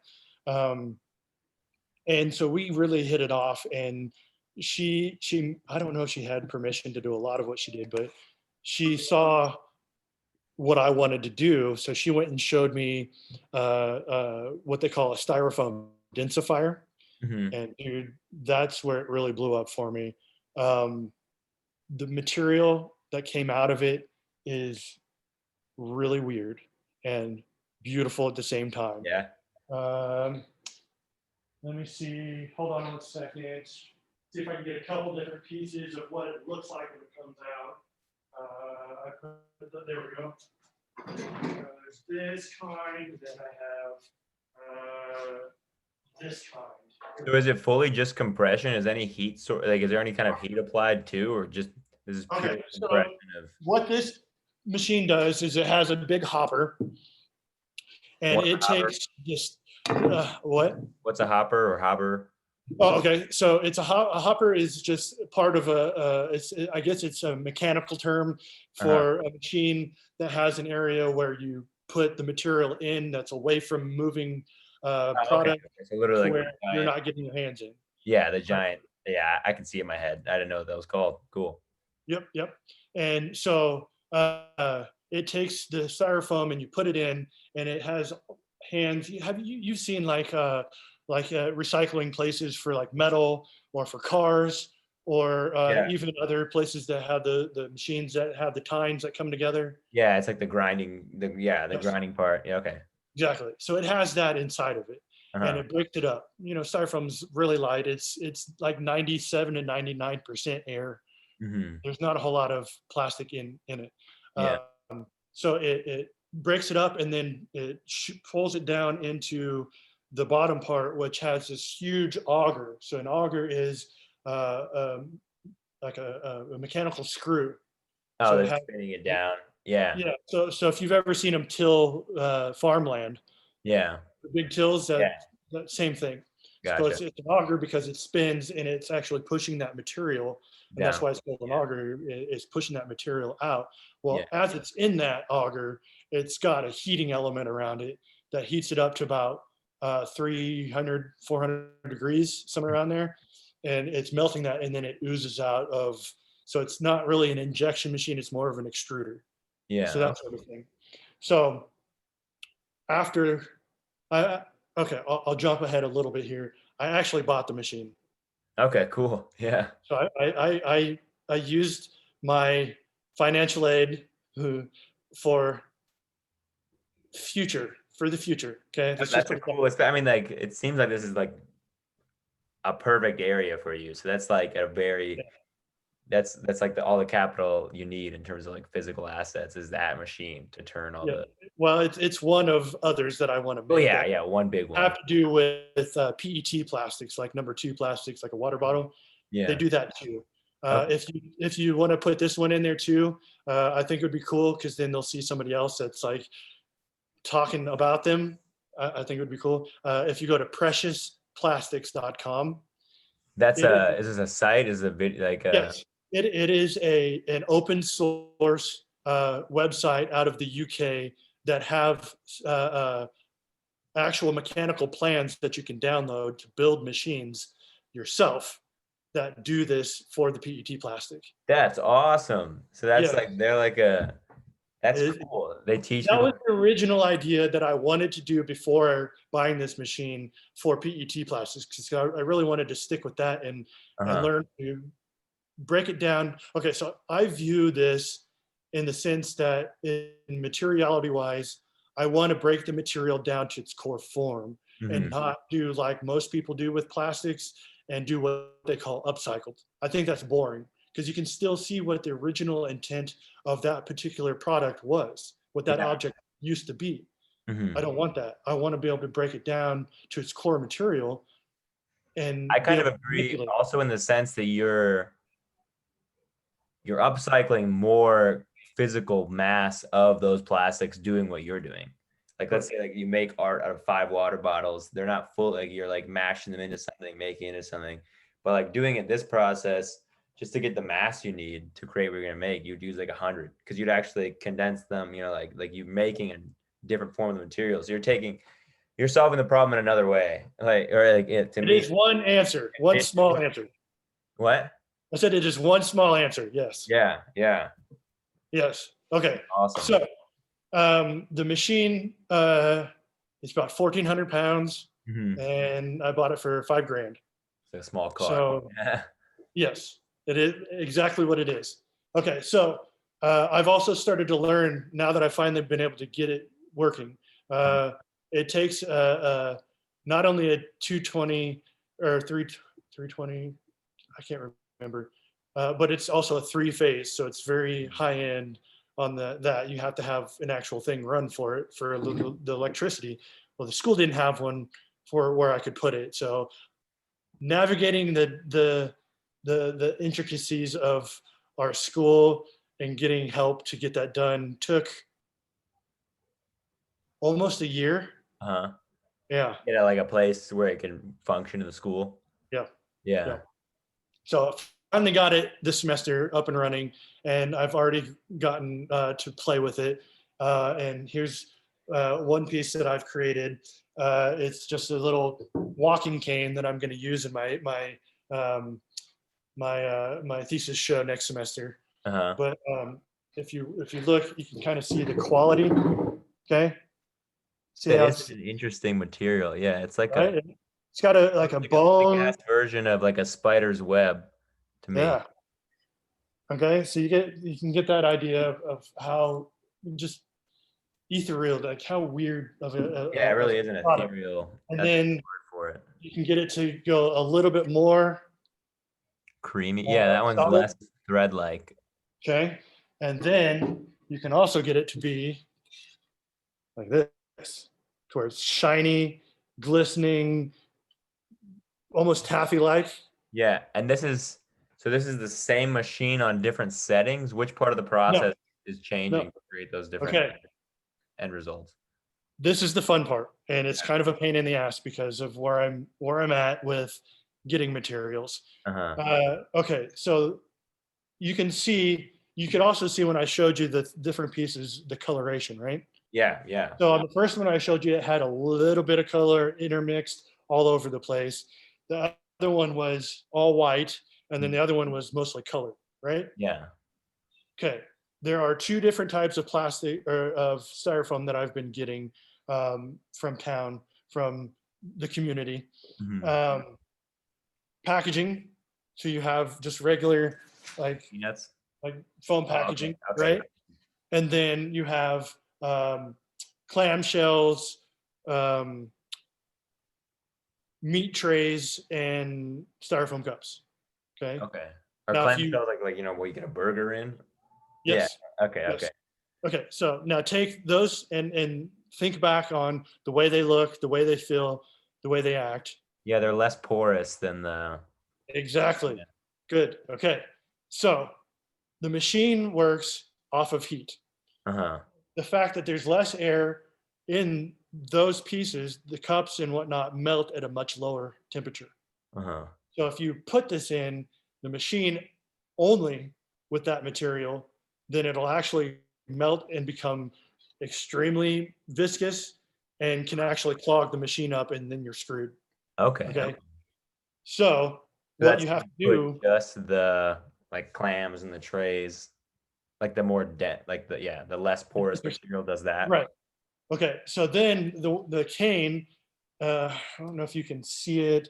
If you look really close, you Hmm. can kind of see. Let me see if I can get some more light in here. Like kind of a red and blue in there. I could You see see some of the kind of bluish hues. speckles. Yeah. Okay, that's off of the advertising that and logos off the cups. Oh, really? So Okay. Yeah. Chick-fil-A, Whataburger, Sonic, all of these places have different looks. So Mhm. you're going to get a different color every time you use different ones. Dude, that's so cool. I'm I love doing that. it. Yeah. Each piece I'm is doing it very kind of openly and just throwing it all in yeah, and not and each really. piece is intrinsically 100% one of a kind in a Yes, bunch of ways. Yeah. in a bunch of ways. So the other one, this one, is all packaging. So it's much more consistent and all white. So there's no coloration in it. So that in itself is one way that I hope to, once I start getting a chance to actually run the machine a lot and have a steady influx of actual material to use, Hmm. then I can start playing with that and getting the colors that I actually want. Hmm. Then it goes to, okay, how can I potentially really do this? And what if I were to figure out what kind of ink they're using on those cups and then get that particular ink, and then I can have that color, and then Yeah. I can go to packaging, and then I can get the same color, but Yeah. through without You can having really any issue. match up. Yeah. Because you don't, yeah. That's awesome. Yeah. You can think about any. But the other thing is yes, you're right with what you said a minute ago. You can actually change the temperature. So I can actually Okay. bump that up and get a Mhm. different look too. And I haven't done that yet because I want to get used to the machine and No, not for break sure. it first. And plus, you could run into that problem again of like, like you said, there's a certain amount. You can't have too much of that more dense um, Right. plastic, or it starts to clog up. So the same thing could happen if you raise the heat more. Right. Exactly. Um, So that's so. um, This is right. material. I don't get how like yeah like I'm more on your boat in terms of, to me, just about interestingness, like that novel quality. The fact that like other artists or like other materials, you have the material, you make something out of it. This is like breaking that in 2 steps. So that's just like the second half, but you have an added first part of, you're kind of making your own material. Yes. I feel like there's all the, just like you said, breaking it down even to the components of what kind of ink is used in the thing that I'm making my material out of, and like the percent. Yeah, that's so cool. Yeah, Yeah. It's a hell of a lot of fun, and it's I'm awesome. really learning a lot. Okay, so I'm gonna grab one more piece in this room. We'll talk some more, and then I'll take you down to the jewelry room where I'll Okay, show I'm down. you Yeah, some we can get of into the the kind of stuff. really major changes that I've been able to do. So Okay, I'm going to awesome. show you the knives that Greg Yeah, Greg first. sent me one picture of them. Yeah, but I didn't see them too closely. Okay, and then I'm going to also show you something else that I haven't shown anyone else yet. It's kind of some weird stuff, and I'm not really sure how to talk about it yet, or how to use it yet. But all right, so in both of what I'm about to show you, these are kind of, I am using a material that I'm recycling to make the material, and then I'm going to be recycling again in these pieces, if that makes sense. Oh, I So get you. let me try to explain. So You're like this twice. this is the faux jade knife that I made, Uh-huh. and as you can see, it's got that real shiny, natural quality that came out of the machine, as the other piece that I had shown you a minute ago, Yeah. right? So this is something I can't use the way I wanted it to, for what I was doing. This was like leftover from this, so it was unintended, and now I'm going to be reusing it again as something else. So what do you And mean left over? okay, so That clump? Like, I have, yeah. So I'm wanting to create an installation with. Oh, I just broke it. which one? The big guy? The big knife. Yep. Oops. Well, the good thing is I can glue that. I So say, yeah, now we learned about the way it can break. Yeah. yeah, it is brittle, which is the weird part. It Yeah, is now we're brittle. learning at least about that. Yeah. It's so Yeah. cool. So okay, let me see if I can get far enough away. You can kind of see it, kind of can't. So I'm Yeah. making these long spindles that are coming out of the machine just naturally, like keeping it straight. How big is the And opening in the machine? Is it that diameter? Like that yeah, thing? yeah, about that big. Okay, gotcha. Yeah. So Yeah. yeah. Um, I can potentially show you the machine tonight if you'd like to see it. Oh, I'm super down. Yeah, if it's not, Yeah, you can, yeah. it's in the wood shop, but I have the key. So Yeah. so that's the intended view of what I'm trying to make right now. Right, that's what I'm hoping it to become. Mhm. So when I first had turned on the machine, it heats up, and then whatever's left over in it, that's what ended up coming spooling out, and kind of drooped down and became what it was. And then this knife and that knife were like leftovers from that, and then that's what I ended up carving into something functional. So like the So tail bit of it, so it's like thinner, or okay. And how do you yeah, pull it out? Do you just have to let it like, I'm assuming it's still pretty hot as it's coming out. actually, just a good pair of leather gloves, and it's not too bad. It's not too bad to I work mean, with. it's melting at Imagine 300 like glass degrees. blowing and stuff. I'm like, how much control do you get when you're pulling it out? Yeah. A little bit. It comes out pretty slow. Yeah. So it helps to control things. So here are some other, I don't know if you'll be able to see this very well, but they're like little spindle, Yeah. got weird texture to it. Here's a bunch of colored ones from the colored stuff. Um, I'm trying to figure out how to use this, but I think it's really interesting that this is like after grinding to carve what I wanted to carve in the other pieces that I have made. This is what ended up coming out. And now I want to Does that take come that out? instead of, To me, that looks exactly like, so both my parents are like, they're not researchers now. I mean, they kind of still are, but like very sciencey family. They're both biochem. So I nice. grew up all around that and like watching them do presentations of, like you're watching like ribosomes, like super close up, like bacteria cells. That Oh, looks awesome. super like that. That like Right. that thing to me looks like a protein. Like a very close up version of like a full, all like that string is just like a really folded up protein.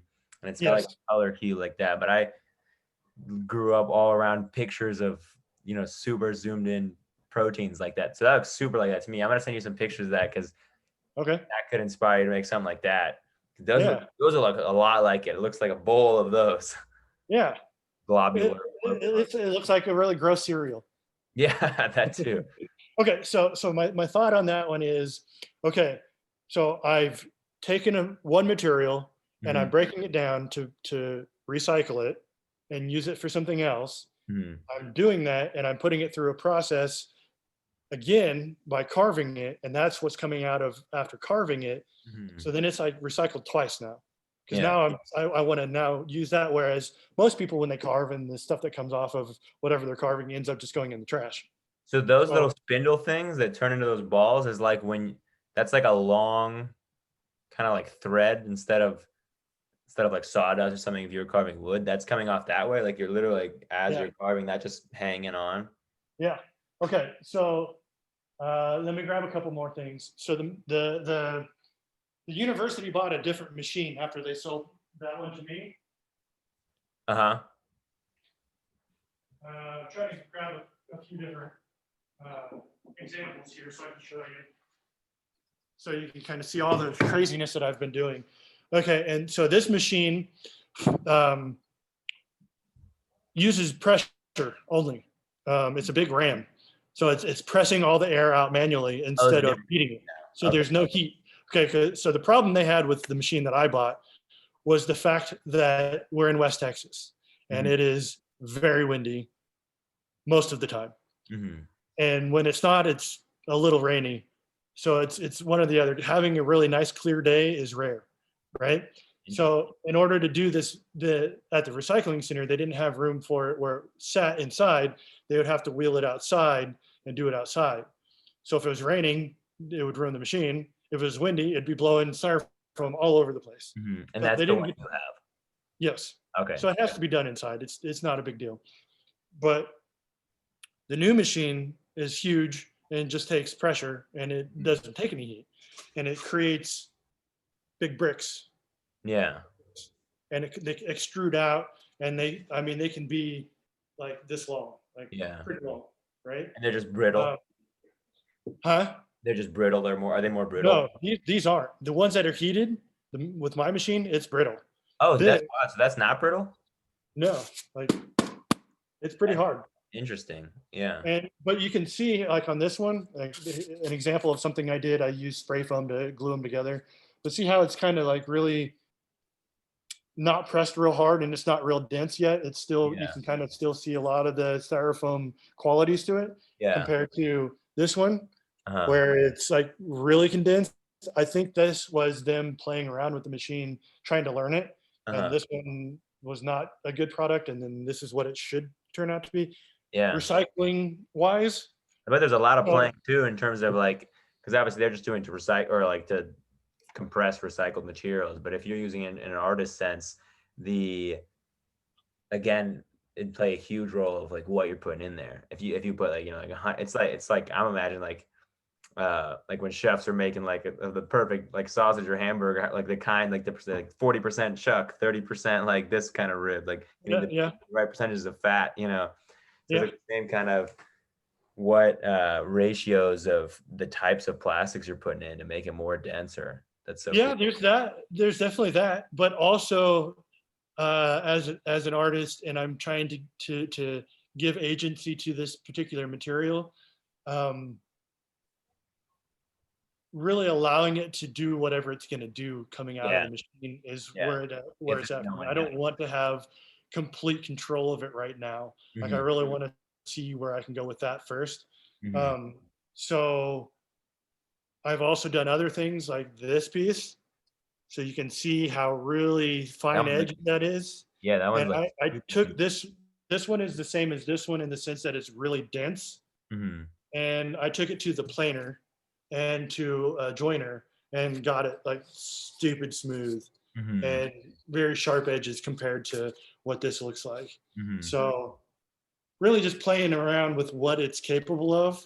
Hmm. And I kind of covered up what I'm working on to show you all this stuff. Just give me a second, but I'm making an arch right now, and it's kind of got these pieces cut and then sanded and make a big arch. Oh, that's cool. So it's going to go on the wall. The question I was literally about to ask is if you can make it into a curve. Yeah. Yeah. That's one way to do it. So if you look, let's see if, there we go. Can you kind of see the marbling effect it has on it? Yeah, I was going to say, that looks like marble. So that's another thing that's really starting to play in on a lot of what I'm making and what I'm about to go show you down in jewelry. Is this idea of mimicking the very nature that we're destroying with what we're destroying it with. Yeah, that's super cool. No, that's basically what Greg texted me. He's like, this great buddy of mine has figured out how to use condensed materials to mimic like real earth, like metals or like stones, and like the knives look so much like real jade, like the coloring and like the glossiness. That's so cool. And it's a mind fuck kind of in terms of what it is. But right? Okay, so I'm gonna grab this key. All right, so don't mind me. I'm gonna have to put my mask on. I am in the university, so they're still really shitty about it. Here's another fun little thing that I've been working on. I took a mold of the piece of foam that I showed you a minute ago, and then casted it in a ton of different materials. So bronze, aluminum, plaster, beeswax, soap, concrete, a lot of different things. And so what I'm trying to do in my mind with doing that is I am kind of questioning the value systems of materiality. So why are those different materials worth more or considered or viewed as worth more than the styrofoam, when the styrofoam can do a good job at what it's done and do, in this sense, the same thing as jade or, these other things. Why is it considered trash? Yeah, exactly. Like if That's there's a giant cube of gold or a giant cube of some gold covering one of those, what's the difference? You're breaking up. It's a little better now. Can you hear me? Oh. Hello? I hope this doesn't. Oh, okay, it's better now. Yeah. Yeah, walking through a big building is probably what's doing it. Yeah. So, okay. But yeah, so that, especially within the jewelry area. And I'm going to show you what really led to that piece. So I had played around with this material for a little while and didn't know what all I had or what it was capable of, right? And I then decided to just see what would happen testing it with different machines. And I found that it was easily cut with a bandsaw, and that which materials is now? Is this the one used in the machine you have or the second one? My machine. Okay. Yep. And so I wanted to see if I took it through with like the woodworking type of making, like those processes, and to see what would happen to it. And I found that it cuts easy. You can use a shape. So I used a router on it. You can then sand it and then polish it. And so that's what ended up leading to this guy right here. So it can act well as wood. Man, that's awesome. That looks so much like stone. Yeah. Like I would never guess that's not stone, at least in terms of like view. I don't know what the weight difference is and stuff. Big time weight. It's so light. I mean, it's I bet. really confusing when somebody picks it up to put it on. So I don't. Yeah, okay, that's better for the lighting. But yeah, that's wild. That looks literally just like jade or like green marble. Right. If you on my website there's professional pictures of it, so you can actually see what it looks like. It's not very good. So So that piece right there was into like a sphere like that. I have specialty tools that I bought from China that Oh, okay. allow you to make beads Yeah. out of wood, and so I used the same thing on this, and it worked. Yeah, I was like, how the hell do you do that? Yeah. Right. That's cool though. Yeah, you figure out that it basically acts like wood. It's not gonna fall apart in a different way. Right. So I've done that one, and then this guy right here, and it's kind of like more like a granite almost. Mm-hmm. So it's just a different color of the same thing. Yeah.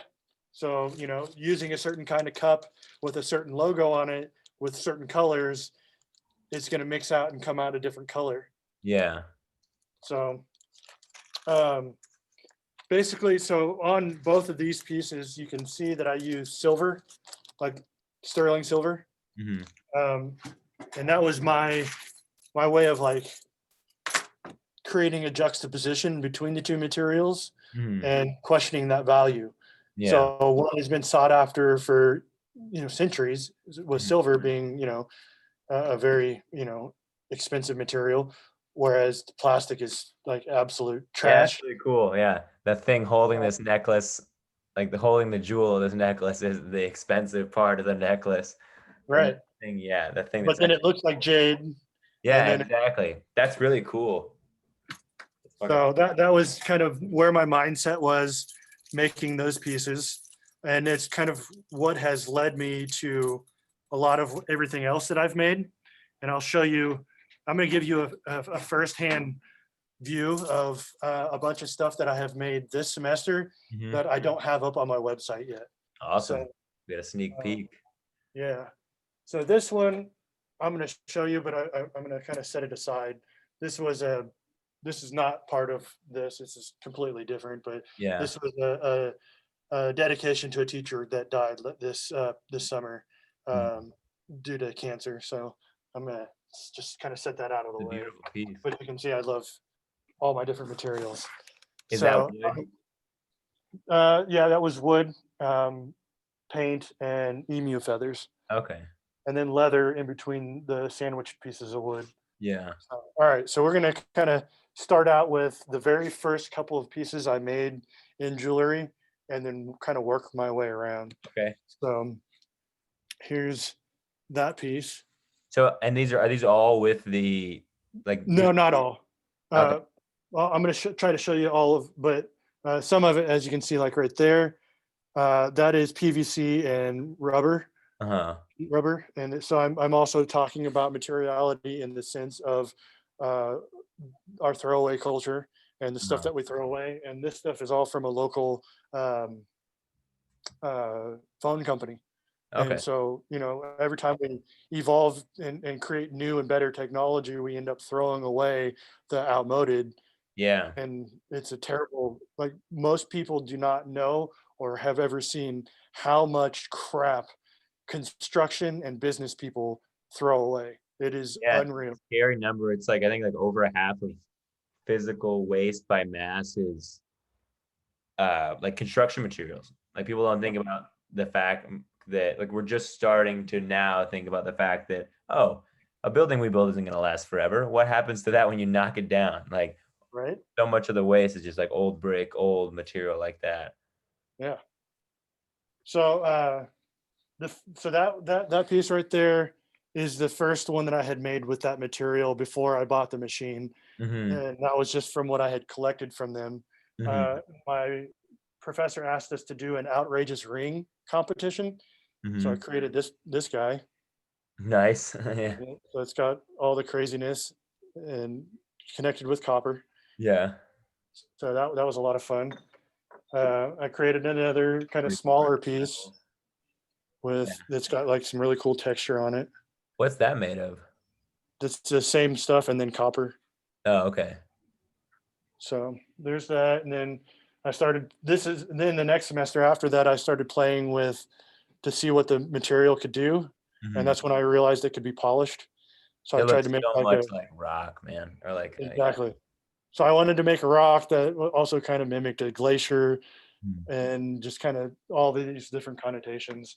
This is another favorite one. It's like super shiny, which is really strange to me, but it's really, really That's so light, weird. Yeah, I want to hold that. Like in terms of, like, right? I bet that's crazy light. Like It is, and it when someone goes to put it on or wear it, it like confuses the hell out of them. they expect It's rocks. awesome. Yeah. Yes. Yes. Okay, so this is the first piece I finished this semester, Hmm. right there. Looks awesome. Looks Egyptian as hell to me. Exactly. Yeah. So it actually kind of sticks out a little ways from the body, Uh. and so this is walnut, and then this is the styrofoam, Oh, and okay. then White is this okay. is this is the second one that I made, and it's freaking awesome. Yeah, that looks freaking awesome. That looks like pearl. Yes, exactly, Pearl, exactly. white jade. It looks like a really expensive rock. Like that, like, like, and so that's that material and wood and like what? Like sterling silver? No, it's copper and brass. So I Oh, have okay. uh, round discs in between each one that alternate from copper to brass. It's hard Okay. to see. I know, bad And lighting. is the brown, is that wood or is that more of that Yeah, material? yes, that is walnut, Okay, okay. and it's all buffed up to like maybe 2,000 grit or something like that. What does that mean? So it's really smooth. So Hmm. the higher the grit, the smoother it gets. Oh, okay, grit. Yeah, I was like, what is that unit? Yeah. So these ones, so this one I did not polish. I just sanded to like 220, and Hmm. that was it. This one I high polished. So I wanted to kind of see what happens Yeah. when you do the two different and the way it reacts to it and how it ends up Yeah, man, looking. that thing looks so cool. Like the And first one looks cool. I like how it looked, but that second one looks, when I mean cool, is like that. If I saw it somewhere, I'd be like, this costs at least 10 grand, And the what it's made of, yeah, like it looks so like an alien's piece of jewelry. so here you can kind of see a little bit better the Yeah. copper brass. I love the shape too of the whole thing. It looks like the shape of each segment looks like vertebrae, you know, Yes, to me. yes, ribbed. I love it. Awesome. So I really wanted it to look organic as much as possible. Yeah. So there's that. And then I finally got my machine running Hmm. by this point. And all right, you ready for this? This Yeah. piece is freaking nuts. It's huge. It's extremely heavy. It hurts to wear, and that's kind of the whole point. Like It's kind of the whole. we're killing ourselves. We're Yeah. we're destroying the environment. It's a very weighted, or as they would call a wicked problem, or they call it a hyper object. So Yeah. plastic pollution is a hyper object. Oh, that's wild. Yeah. So it's all the way around. That's like a necklace. Yes, and it's like 3 layers. Is each of those things like the styrofoam? Yes. And what So you gives can it the see weight? how crazy different colors you can get. Yeah, those Orange, are really wild. black to greens to blues. Like it just depends on the cups that I put in. Yeah. So Damn, it's that's so metal-like though. In terms of right. like those, all those shades look like metals and gems and stones. And some of them look really cool. Like right here, you get like this green, and then you got the white kind of coming up over it. So it looks really like it would in nature. Like that. Yeah. That's how something would form underground. And then you can get I like mean, these because yeah, I mean, when you think of what variations. like if you think of what a rock is in terms of like sediment compressed over time by just like natural pressure, Hmm. it's being formed in the same way, just slower and made of like it's not plastic, but it's like these sediments just being compressed together over time. So it has the same, it makes sense that they'd have the exact same or like very similar dispersion, like the way, like that's super cool to think about actually. It's Right. the same process, one's just super slowed down. Yeah. Exactly. All right. So the next one I'm going to show you is a little more simple, Hmm. but I think it's one of my favorites just because it's kind of, I don't know, I feel like it heightens it almost. It Yeah. makes it feel like the person would be really important. I mean, kind of like the one that you really liked here. The bone one. Yeah, it just seems super like opulent. Yeah. All right. Ready for this? Yeah, I'm hyped. Oh yeah, that looks super Egyptian too. All Yeah, right. that looks, yeah. And it's heavy, even though, but not at the same time. And this is how it comes out of the machine. So this is showing the process Yeah, it looks like and robes. making it Yeah. wearable at the same time. So it goes all the way around. Skeletal robes. Isn't that nuts? Yeah, that looks awesome. So I'm gonna wear this to my show, for my thesis show, Yeah, my you should. exhibition Yeah. I have to give. And then I'm gonna have that cane that I showed you a minute ago. So I'm Yeah. gonna be walking around with that within the whole place. Yeah. And you could put, like, even on that cane, you could put like, you could do so much detail work with like fake jade, like the head of it. You could make like a head of like a, I'm imagining my favorite place. I've always wanted a like really nice big stone chess set where it's like Yeah. dark jade and like something that's like either onyx or like pearl on the other side. But I've always wanted like a jade chess set. So I always think of like a I can little make you a faux one. things. Huh? And I can make you a faux one. I would love that. Yeah, that'd be awesome. Yeah. And you can even like to give like the tactile pieces, you can just have like the core at the bottom have like some weight in it. You know, like you can literally put a weight at the bottom. But that's so cool. I love that. Yeah. So then the last piece I made is not nearly as interesting as those, but I think it's gonna be fun. I took the big bricks Uh-huh. and I have a choker. You can see the choker in there. Oh yeah.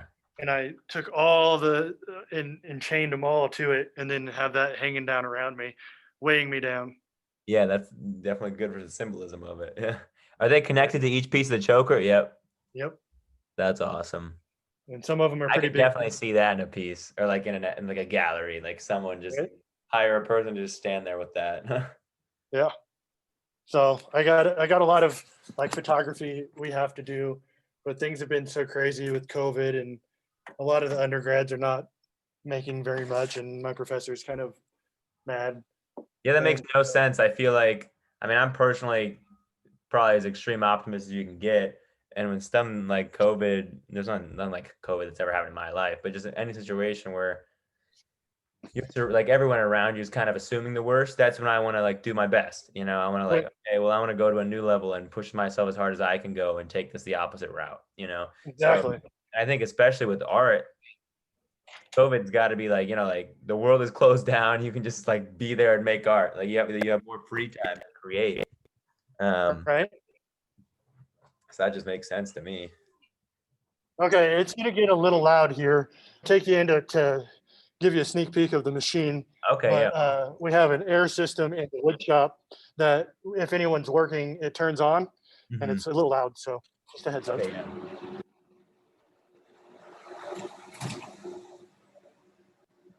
All right. Here she is. Oh, it is really like a car, like a little car. Like It's big. You can see right here. That's a planer. Right here. That's a planer. That's a pretty big machine usually, right? So you have that set up next to it to work with the stuff that comes out right away? Yeah. So down there is where it comes out. Uh-huh. Yeah, like So a 3-inch up diameter. here is the hopper. Uh-huh. So that's where you put your material in. And then over here you have your controls. So each side of it actually opens up. Down here you have the big motor that runs the tines that break it up. And then you have the auger that runs straight back behind here. And then the heater is right on it. Uh-huh. So this one's like no condensing. This is like ground up and heated and like fun, like controlled through. There's no like condensing portion. That's right. Awesome. Yeah. So you can see what it looks like down in there. Yeah. All the leftover white puffiness. Yeah. So yeah. That's the machine. Where do you keep your like material store? I have a I have my own trailer out back that I brought to be able to uh, collect materials because I wanted to start making in mixed media and kind of putting a lot of materials together. Mm-hmm. And so with that trailer, I ended up making like a big cage to go on it. And that way I could go get materials from different places, Mm-hmm. wherever that may be in Lubbock. And that way they don't blow away. And so most of the time I just keep it in there for now. I'm trying to find a, uh, a better source uh, because one of the problems that we have is that the recycling center, due to COVID, actually got shut down permanently. Mm-hmm. Um, Oh, permanently. Whoa.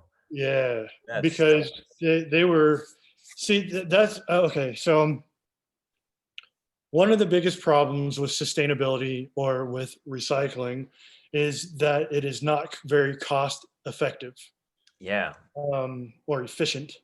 And this place is like extremely good proof of that, in the sense that they were spending $500,000 a year just to pay workers to sort through all the materials that people would come in and drop off. Mm-hmm. That's a year. Yeah. Okay. Now, I was told by some of the workers that, let's say, the glass that they would collect, they would pay someone to come pick it up at like $800 a truckload. Mm-hmm. So you're bleeding money. Mm-hmm. Then I don't know if I showed you that. I kind of How are walked those right not past it. subsidized by the government? How is the government not just like, you know what I'm So saying? Like, how does that even happen? probably I need to know much more about that in terms of they shouldn't even be like entrepreneur. They shouldn't be for profits, you know, because that doesn't even make any sense as a system. They should be purely subsidized. So that's you would all. think What is that?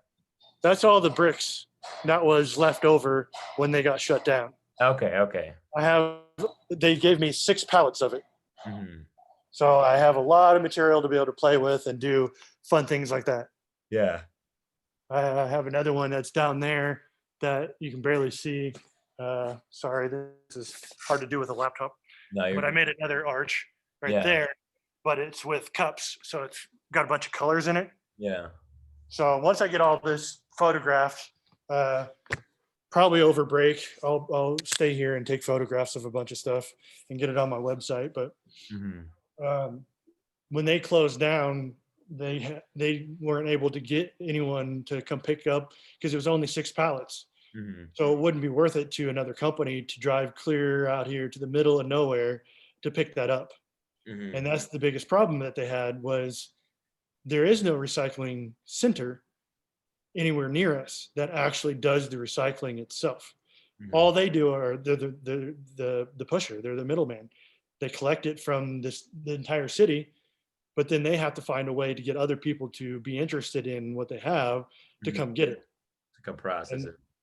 and then you add in. Have you ever heard of an author named Brett Bloom? Hmm. You should look him up. And it's called Petrosubjectivity.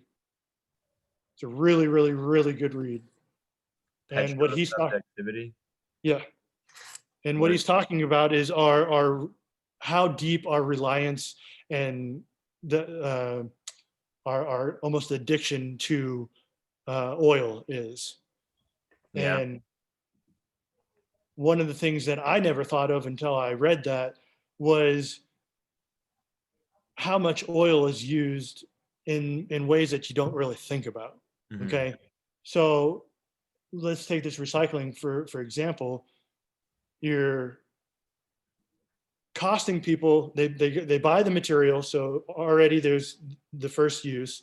You have the people who are producing that material out of the oil, whatever that is. So then you have the machines, you have the processing and the plants Hmm. to make those products. And the collecting of it. And well, yeah. Well, before that, this is okay. So take like all the let's use. I meant collecting the stuff to make the plastic the first time. Oh yeah. Like the oil, the actual oil product. Yeah. So the, there's all ways that are being used to use oil and to spend oil and just that alone. But then you got to think about, okay, well, then it has to be transported to wherever it is that we, the consumer, is getting it. Then it has to sit at wherever that is. So let's say Brett Bloom used a really good example of a bicycle. Okay. How many items on that bicycle are made out of plastic first? Then you think about where it was made, how it was made, all the workers that have to get there to make them. They're driving. Okay. Then you have the electricity that it takes to run the plant and run the machines and keep the lights on, the air conditioning. Okay. Then you got to ship it somewhere. So then the cost of shipping and the fuel that it takes to do that and the worker, and then you get that to wherever, like let's say Walmart. So the bike sits at Walmart for 2 years and nobody buys it. It's sitting in there with the lights on, the air conditioning running. There's oil being used there constantly. Then you talk about, the person then comes and buys it. They're having to drive it to go get it. So it's just like this huge every step, cycle. every single thing. Yeah, it's wild. And it's deeper than most people think or even talk about. Yeah. So that's kind of the thing that I really want to push in what I'm making with this material, is to call attention to these issues, so people can have a direct connection to it. And the way I'm doing that is not just in the material and what I'm making, but also where I'm getting it from, because I'm collecting it from the community. Yeah. So majority of the time, people are collecting, right, and taking their waste somewhere to be sent off to be recycled. Now, what percentage of that actually gets recycled? Not very much. Yeah. Okay, I give you the like it's horrible how even if it was, I'd rather like in some ways have the worst inefficiency, but have it be really transparent. Like it's it's so hard to know for like obviously anybody involved in the process. Like it sucks how variable it is and how hard it is to get like those numbers and get them to people and keep those numbers constant, so like you can't even, it's so hard to build off of. You don't even know where you're at. No one knows. Well, not only that, but the technology continues to change, so they're still trying to figure out what the best ways of doing it is. So then when that changes, then those numbers change as well. Exactly. So in my research, I found there's 78 million tons of plastic packaging produced per year. Of that, only 14% gets collected to be recycled. Of that 14%, only 2% is actually recycled in a high enough quality to be reused. That is a very small percentage. That's super depressing. 0.02 of 0.14. Yes. Yeah. So then what was it? 40% of it gets burned and 30% of it goes to the dump. And then the last 30% is not collected and it just ends up out in our oceans and out in our backyards and in the rivers and killing our ecosystems. That's over 30 million tons polluting our earth. And that number rises exponentially every year. US a year? Or is that globally a year? Probably just the US. Probably, yeah. I can't remember now. I feel like it's even way bigger, yeah. Yeah. So here's another fun fact about PET plastics, like this, like a bottle. If it sits outside in the environment for more than 1 year, it is no longer capable of being reused in recycling, period. I didn't know that at all. I feel like no one knows that. So right? What is that? Do you know? Or it degrades too far. Yeah, that's just wild. It's not just like the outer, like the outer layer that's degrading, or like maybe, or just the fact that the outer layer degrading is enough to ruin the whole thing for. It is because once it gets melted, then it gets melted into the rest of the collective material, Mhm. right? Did you How do they also even know? know that in terms of the people that are like recycling that plastic? How do they know the plastics they're using for that, or with like were out less than a year? You know what I'm saying? Like, how do I they, would, or they have like a batch, and like you said, if they throw like a couple of those in there, it ruins it. How do they know yeah, which ones aren't ruined? probably just practice, doing it over and over, and then testing, continuing to test as they do it, Yeah, and trying different things. yeah, I I gotta have an expert on that and like on here. yeah, I gotta learn way more about that. yeah. Yeah. So the way I found that out was when they did the 2018, or was it 2000? I think it was 18. It might have been 19. The ban of plastics that were being shipped to China. Did you hear Mhm. about that? I did not. Yeah. Fill me. Okay, so China was the largest importer of used plastics, period, and Mhm. they would take a good 30 to 40% of all of our plastic waste, and of the UK, and Mhm. from all over the world. And I think, I'm pretty sure it was 2018, the end of 2018, they signed a bill saying they're banning it. They're no longer collecting it from other countries because they were getting tired of how unorganized it was. So it Mhm. would be too mixed, and it Yeah. costed so much money to Yeah. It wasn't have worth them it at all. sorted. Yeah. Yeah. And it was also really dirty. Mhm. So, like, you would send them plastics that had been used in food processing, and it was, completely covered in it. And then you just shoved it in your trash and sent it off to go. Mhm. Well, then it's very dirty. And then it costs them money to have to clean it. So it's like this number of steps that just keep adding on to why it becomes so expensive. And what was happening, and why you saw so much smog in China, was partially due to that, was because they couldn't do anything with majority of that plastic, Mhm. and they were Just just burn it off. burning. Yeah. They just burned it. And Yeah. then it became, well, now we're having too much smog. So what else can we do? Oh, fuck it, let's just dump it in the rivers and into the Mhm. ocean. And that's what they were doing. Mhm. And their government finally stepped in and said, no, no more of this. Yeah. We're destroying ourselves. Yeah. So now majority of that collective actually goes to like places like Thailand and Vietnam, who are not equipped to do this. They Mhm. don't have the machinery, they don't have the facilities to do this. But everyone just wants to And offload that problem. a lot of times what they'll do, and I've seen it, is they'll take different plastics, they'll light it on fire and sniff it to be able to tell what it is if they're not sure.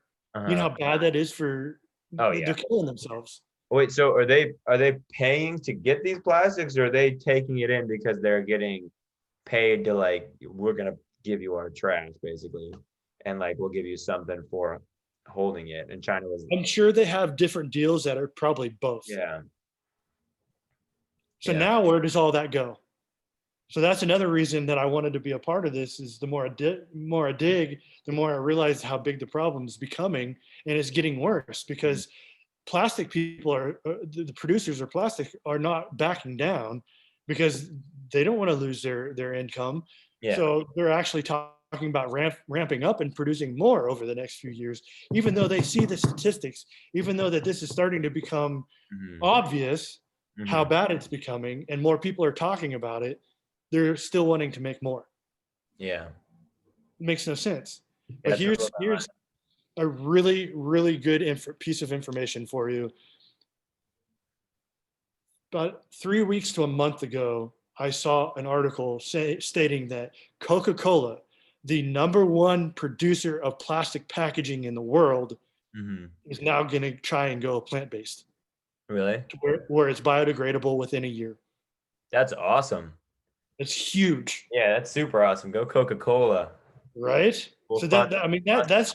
that's so much hope right there. Yeah, and even just them, yeah. First, yeah, the quickness of their timeline, and just that they're the biggest leader on that ship. So many people are gonna jump on board just because they need to, and they're like, Yeah. "Well, Well, shit, they're going to be forced we're to. gonna look bad." Yeah, yeah, exactly. You're right, and everyone's gonna know if they do it, that it's possible. So like you got like they'll clamp down, they'll be like, you have to comply with this. We know it's possible. You can't just, yeah.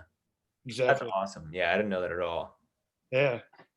It's good. I talked to a lot of people within the industry, and I actually got a hold of a guy named Mike Beidel, and he had created like a whole new way, one of the first to create a new way of recycling the plastics, and to make it a little more a little more cost effective. But Mm. he ended up selling, and now he's into several other ventures. So I'm really it's awesome to be able to start becoming friends with these people It's and an awesome seeing. community. Yeah, Like my mind right away jumps to like tech that needs to be at least a short-term answer, just because maybe there's like long-term solutions in terms of, like really changing society to really care about these things and changing legislation to be really specific about what you can do. or But just you changing the that's material. going to be a long time, like in terms of getting people to do something like that and valuing it enough where they would put that much work into it. Well, yeah, they've become complacent in the Yeah, ease of or use. companies to stop using it in general is going to take a hell of a long time. So the That's the word. short Yes. term, in terms of like even just decades, is all going to be, it's got to be driven by technology. So it gets me just thinking about all that stuff. So like one of the Mhm. things I wrote down on my thing was like, what ways can AI be used in like recycling? Like one of the biggest lenses for me that I like to look through problems through, just because one of the things I'm most interested in, and it's one of the newer ways, but it shouldn't be applied to everything. But yeah, like neural networks, AI, like teaching machines how to do stuff, like really, um, the ways that can really be. And I actually heard a podcaster really recently. Um, I like that he was coming at that. Like he works with AI, Okay. and he's they're one of the companies trying to solve like self-driving cars.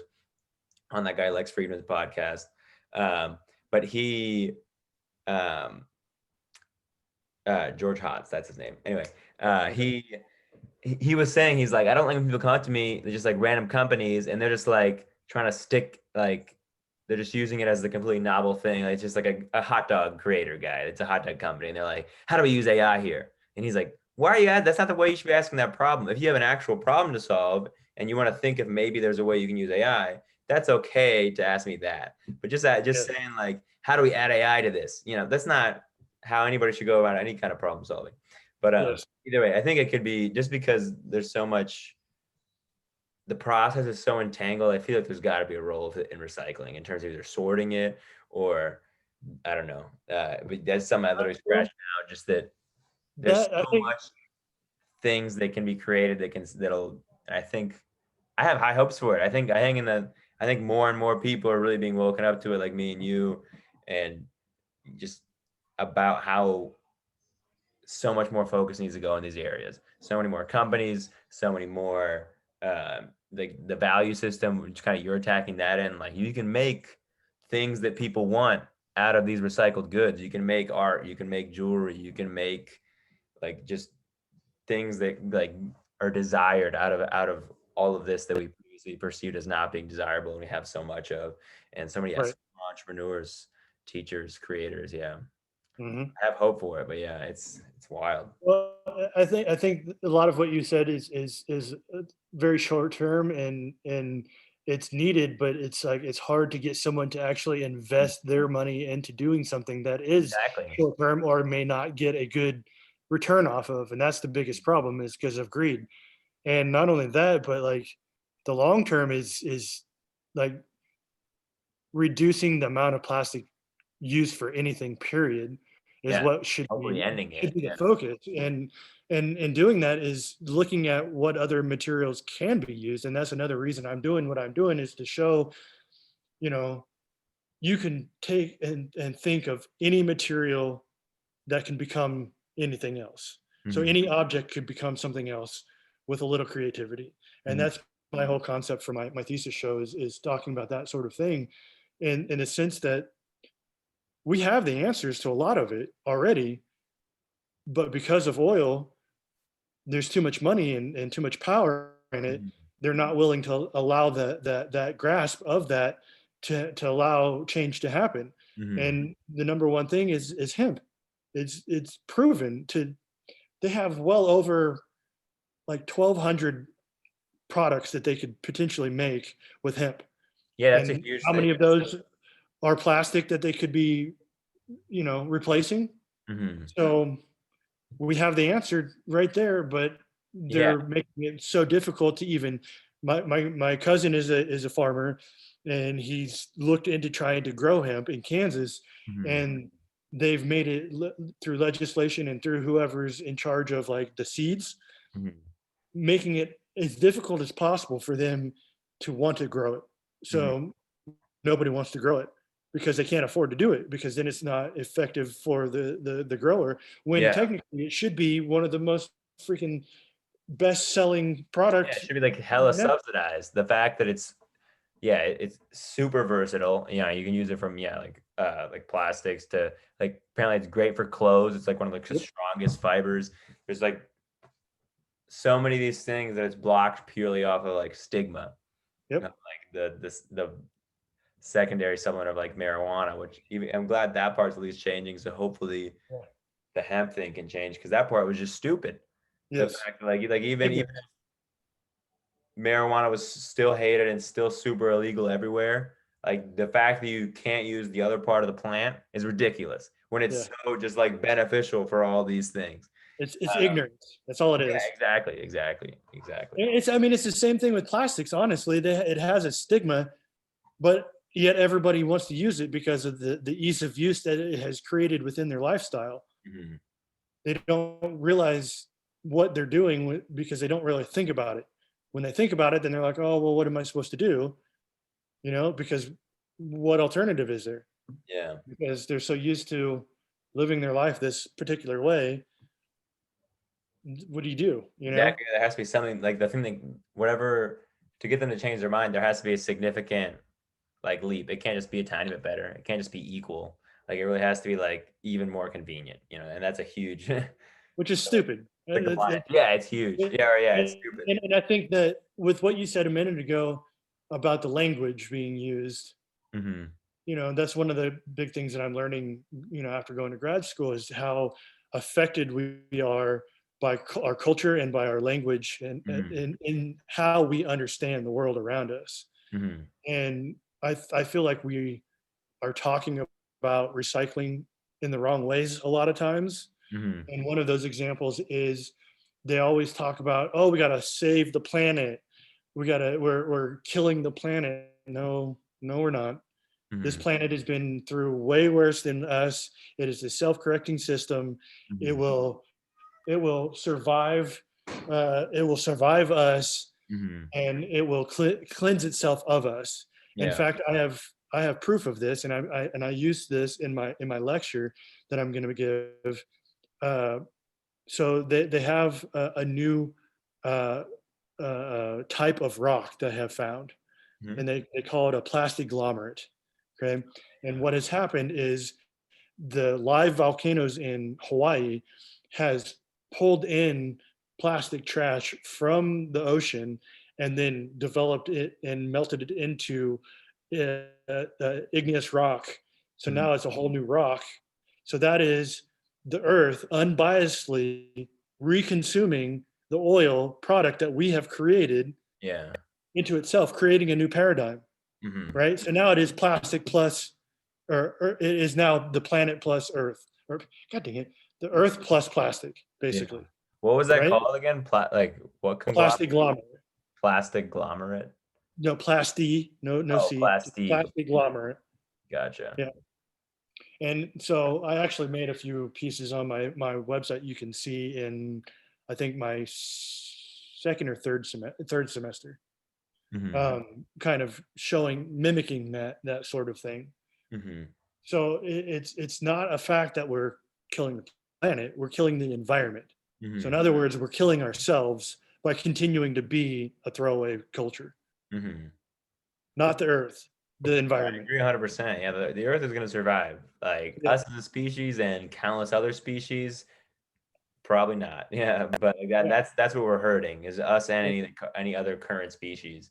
But Yes, we are actually in a mass extinction right now, oh yeah, and that's that's something nobody talks about hardly. yeah, that's a huge thing. The book I don't know if you might have heard of it. It's called Sapiens, that came out a few years ago. Mhm. Like I haven't Yuval read it yet. Harari. It's a super good book, and then he wrote like a follow-up that I haven't read, Homo Deus. That's like about like the future, and Mhm. Sapiens, like everything up till now, about like just like biology and like Okay. human culture, and kind of like the different stages of creating fire, creating agriculture. Mhm. But yeah, and it's super wild and interesting, and he goes into all the different mass extinctions that happen just from like our species, and all the way it ties in. Yeah. Did you know that this Earth used to be made with a certain plant that ended up killing itself off because it produced too much oxygen? Really? Yeah. And they just now found that plant again, and they're going to try and start to cultivate that plant. Hmm. So that was a whole mass extinction from a species that came before us Uh-huh. that completely wiped out everything on the planet because it oversaturated it with oxygen. That's so interesting. I never heard of that. Yeah. That's insane. That'd be very useful now. Yeah. Yeah. Here's another book that you might be interested in. It's called What's Next? Um, oh, dadgummit. Something eco. I can't remember it now. Oh, If you you just remember later, remind me, and I'll send it but to yeah, you. I'll remind you. But I'll definitely It, include that. What's it it, about?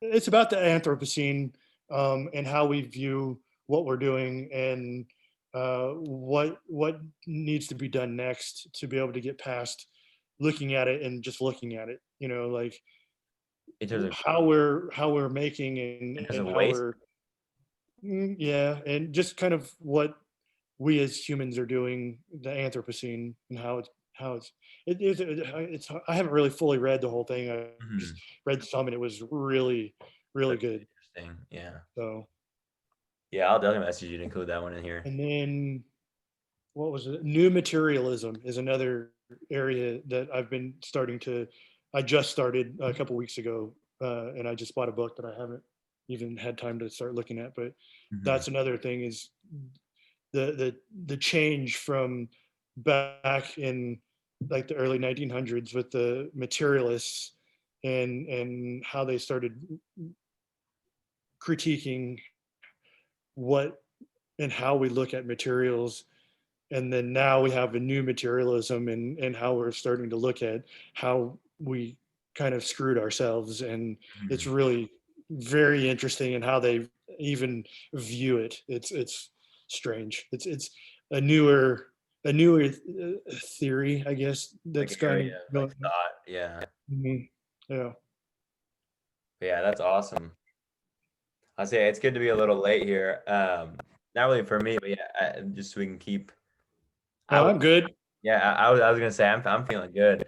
Um, One thing I would love to, I was gonna say it earlier. I would love for all the stuff you're making, um, at least in the beginning while you're posting them. I would love to know how much like literal volume of trash or like went into each piece. That'd be cool. Just like no, because that's like Yeah. one thing you probably built up an intuitive sense of how much goes into one of these things, like how much it takes Mhm. to condense down and how much is essentially saved because you're reusing it. Um, Right. but yeah, being an outsider, I have no idea how much it takes to make that piece. It'd be cool getting a sense of like the choker piece, that has like all the like that probably the amount that takes up is awesome. Probably like getting to see like the Yeah. juxtaposition of that would be cool. Uh, Well, I'm actually right there with you on that, in the sense that I don't know the answer to that yet. I'm yeah, still learning. The bricks were already pre-made, so I yeah. I was gonna didn't say those do that bricks you got a process. bunch from yeah. Yeah, so I don't know the answer to that, and I will probably never know the answer to that, because A, they're shut down. Yeah, B, it's not my machine, so until I can afford to buy that machine to do that with, yeah. and yeah, so trying to get some people interested in maybe Yeah, those would be uh, some cool numbers. uh, to donate to me. That's one of the things I would want to do, is to buy that kind of machine. But um, the other machine, I'm right there with you, and that's something that I'm hoping to be able to do. I just, with the two times that I've actually ran the machine, I haven't been. I've made different things, so I can't really tell you, okay, this is how much went into this. Mhm. It's it's one of those things where I'm going to have to, once I get done with this semester and I have more time to put towards this and not towards my lecture, I'm Mhm. going to do that very thing. And I'm going to have like a trailer load. Okay. This Yeah. full trailer, this picture, does this is how much freaking styrofoam I have. And Mhm. then do a bunch of those long strands and then say, this is all that came out of it. Yeah. Because I can't tell you one statistic, and that is that machine reduces it down from a 90-1 ratio. Mhm. So it goes from, Yeah, this that's much awesome to know. styrofoam to like this much. Yeah, that's wild. Like, yeah, that's like 1.5%. Yeah, that's so cool. It's cool, but it's also hard to get a lot of material out of it. Oh yeah, that too. Yeah, yeah, that too. But you won't run out. Yeah. Well, no, not anytime soon. No. So that's actually my biggest issue at the moment. Now that the recycling center is closed down and they don't have those relationships with the other companies and people in town, Mhm. is finding that material. So once break hits, I'm going to go around and talk to like all the major companies in town and see what they do with their waste and Mhm. see if they would be interested in donating it to me for free, to where they don't have to worry about throwing it away or collecting it. All they got to do is put it in a bag and I'll come get it. Yeah, So I'd love to even know that, the systems of doing it. Yeah. One of my roommate here that is he's a fashion designer. He does friggin' insane stuff. I almost brought him up, or like some of the work he did when you showed the piece you're gonna wear when you present your thesis, like the necklace thing, because he does like he loves like otherworldly stuff, So he does like really cool pieces that would uh-huh. look like it would go with one of his things. Yes. Um, yeah, we first actually randomly met like last year working at a Banana Republic, and yeah, yeah, super random. And he's like, yeah, Yeah. like, one of the most important people I've ever met, super close Nice. friend and just, yeah, great. Um, but it's probably, I barely knew him like a few weeks in, and at Banana, there's like 2 days a week where they have like shipment coming in. Like those days you come in mornings and you like unbag all the clothes and you literally, you're all like standing around a table and someone is like dumping like the boxes of like the packaged clothes. Each like item is packaged separately in like coating and like in like a plastic bag.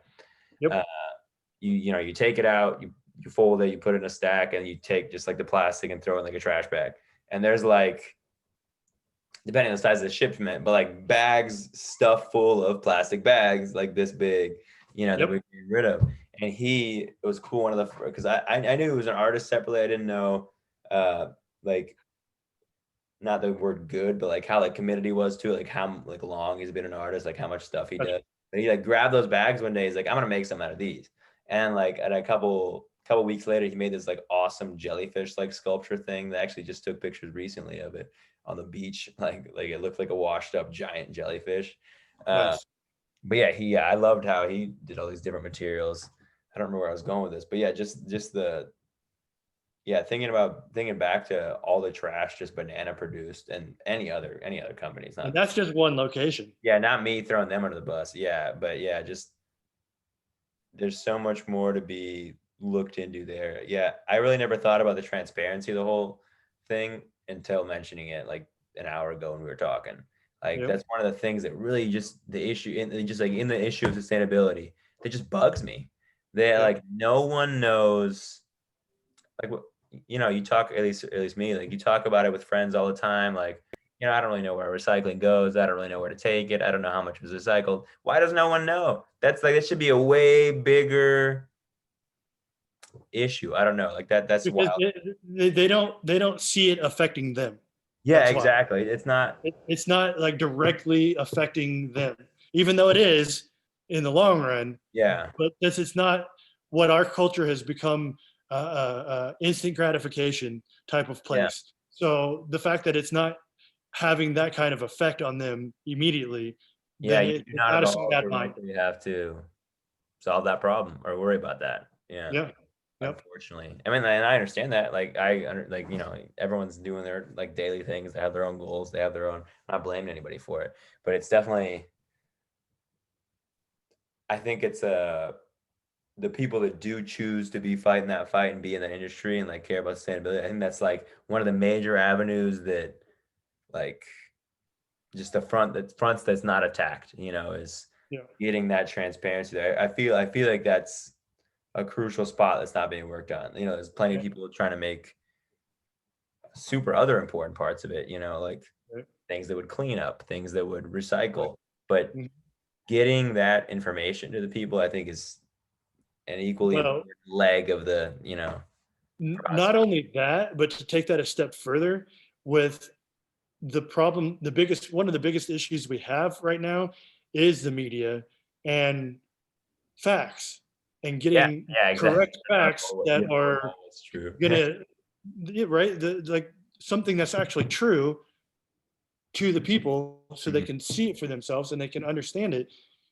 How do you trust anything you read or see on the news?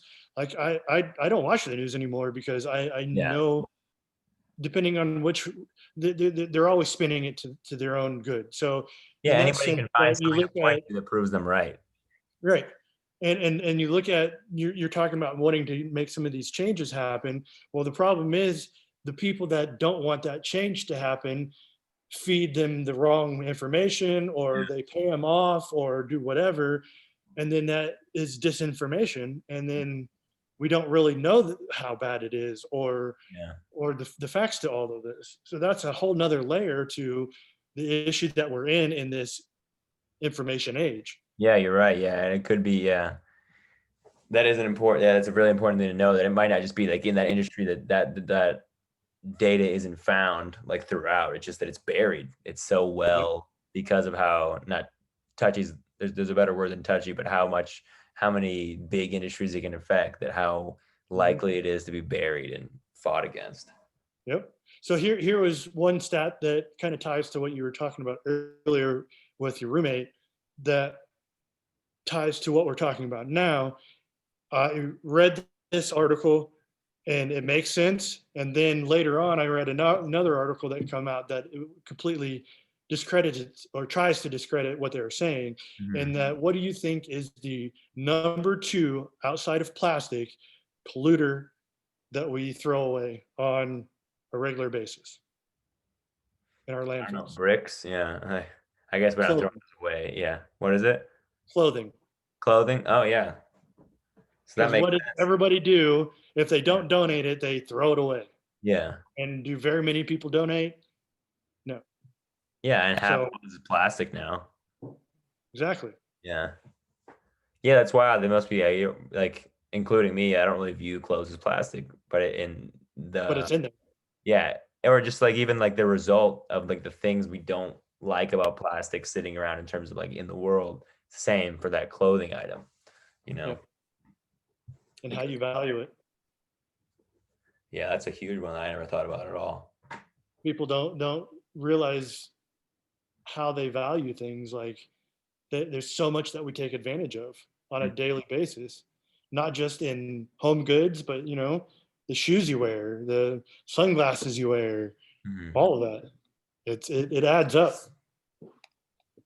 Yeah, it super adds up. It always bothers me, like a good amount of people, and I'm happy in my life, that really care about obviously sustainability, but also like zero waste. That's something I'm like, sometimes I think I'm just It's like not thinking possible. about things to do in sustainability too much, but I'm not as good at, like putting into action and doing zero waste kind of things. Uh, Well, but I'm happy I have people around me that really are really focused on zero waste, that really yeah. think about it, that really look like, follow a lot about it, try to learn to do it better all the time. Um, just thinking about how many like bags of trash a person produces all the time is wild. I always hate it. I'm like, how is What, my just like food packaging going to this stage all the time? what about this? You always collect your trash to be taken somewhere to be thrown away, right? What do you put it in? Plastic bag. Yeah, you just put it in more plastic. Yeah. It's like, what the, seriously? Yeah. and It's an endless loop. Yeah, it's a really big. and zero waste is a really great thing to think about, and it's an ideal, but I don't think it's possible. I don't think zero waste is possible. Or like I think the I don't want to say it's not possible again. I like to definitely believe that it would be someday, but more so that all the things that are waste now would be things that we can make biodegradable, so you can use them the way So you now. just like I was saying earlier with language, Mm-hmm. I think is where I disconnect with what you're saying. Oh yeah, Because what is waste, right? that's true. Yeah. And so the way you're putting it, it seems more like things that are harmful. Things That that we won't, yeah, I guess, yeah, again, it always comes down to the language and the wording and what it means. Like because just to live, yeah, just to live, everything has to produce waste byproducts. Yeah. So for me, we I have guess to it's, consume something to eat to be able to yeah, live. yeah. So So something has to die for us to live. yeah. And I guess what I'm picturing in my head when I use the word waste is something that would go unused that the environment does not break down naturally and then quickly, I guess you'd have to put in that too. Right. But that's like the category that I'm placing on it. Okay. So if we can get to a place one day where at least the things that we're just tossing aside to not be used, Mm-hmm. if all those things broke down quickly enough naturally, that'd be a win in my book. Because then everyone has the ease of use. You don't need to feel, you don't need to like worry about it in terms of like negative effects or like you taking time out of your life. But yeah, it's not hurting. Right. That'd be one win, Yeah. Yeah, that still has, yeah. Well, I don't know how that happened though. There's nothing that would break down that quickly. And there's nothing that would ever break down faster than the rate of creation, So we're still, and still do the job that we wanted to do. keep going. Even if it takes 2 days to break down, and one day the world creates so much of it, Yep. So it's like the rate, while it'd be way better than it is now, if all those plastics broke down in 2 days, it would still eventually get to this point where like, oh crap, like we have islands of this stuff in the water. Well, it depends. It Oh, depends on what it degrades down to. Because if it's something that can be, biodegradable, mhm. then that is something that can be used in mulch and in soils that can then go back into being That's used true. in farming, in all these different things. So technically, would be a building source for the earth itself, to where you could actually build land with it. Mhm. Yeah, that's So true. Or yeah, if there's a system where, yeah, even I haven't looked into them enough, but I know there's obviously companies out there going from like recycling things into building materials. Like I mentioned, for buildings, one of the biggest ways is that. So they're like creating, like sustainable bricks, sustainable, um, all of that. That's another way it could literally build future things. but see, that and there is part of the problem with a lot of the product, like let's say you just said bricks. It's got to be able to perform a job, Yeah, exactly. and it's got to perform for a lot of these things for centuries. Hmm. How do you make something that biodegrades but also lasts a century? Yeah. I don't Yeah. know if that's possible. Right. Yeah. So it's going to be something to where we have to shift our thinking Yeah. and how we view our, like, let's say one of our domiciles. Hmm. How do we view it? Is this something we're going to live in? Like, my grandparents lived in it their entire lives. Hmm. Or is it something that can be lived in for a certain amount of time, destroyed and recycled, and then you move on to That's a a new cool. place? Yeah, that's a really cool. You don't even think of the option of that. Yes. I like that's a really cool, like thinking of a potential like universe where that was the model. Like Yeah. And it would keep the get things this thing fresher. built the last 5 years, then they like can like recycle it for you and you get a new one that like stands up and is used for the same thing. Um, Yep. yeah, a less temporary model of buildings. That's cool. Well, here's another thing that you can think of that I learned through one of the classes I took. And do you know where the worst air is that we breathe? Nope. Indoors, Really? inside. Yeah. It's like 90% worse than outside. There's Or always. it's high up there, but where do you we spend 80 to 90% of our time inside. Mhm. And just the fact that it is automatically significantly worse than moving air. Yeah. Yeah. Like circulating air. So we continue to harm ourselves Yeah. Just without even. cycling your air. Yeah. Yep. Yeah. I never think about that at all. Okay. That's wild. So here's something that I equated with my research. We have to take a theories class to get our MFAs, and it was one of the toughest classes I've ever taken, but it was also one of the most worth taking. And one of the things that we learned about was animism. Have you heard of animism? I have heard of it, but I don't remember what it was. Is it just, Well, yeah. it's there's a lot of different layers to it, but it's like belief in otherworldly things or supernatural things or things of that nature.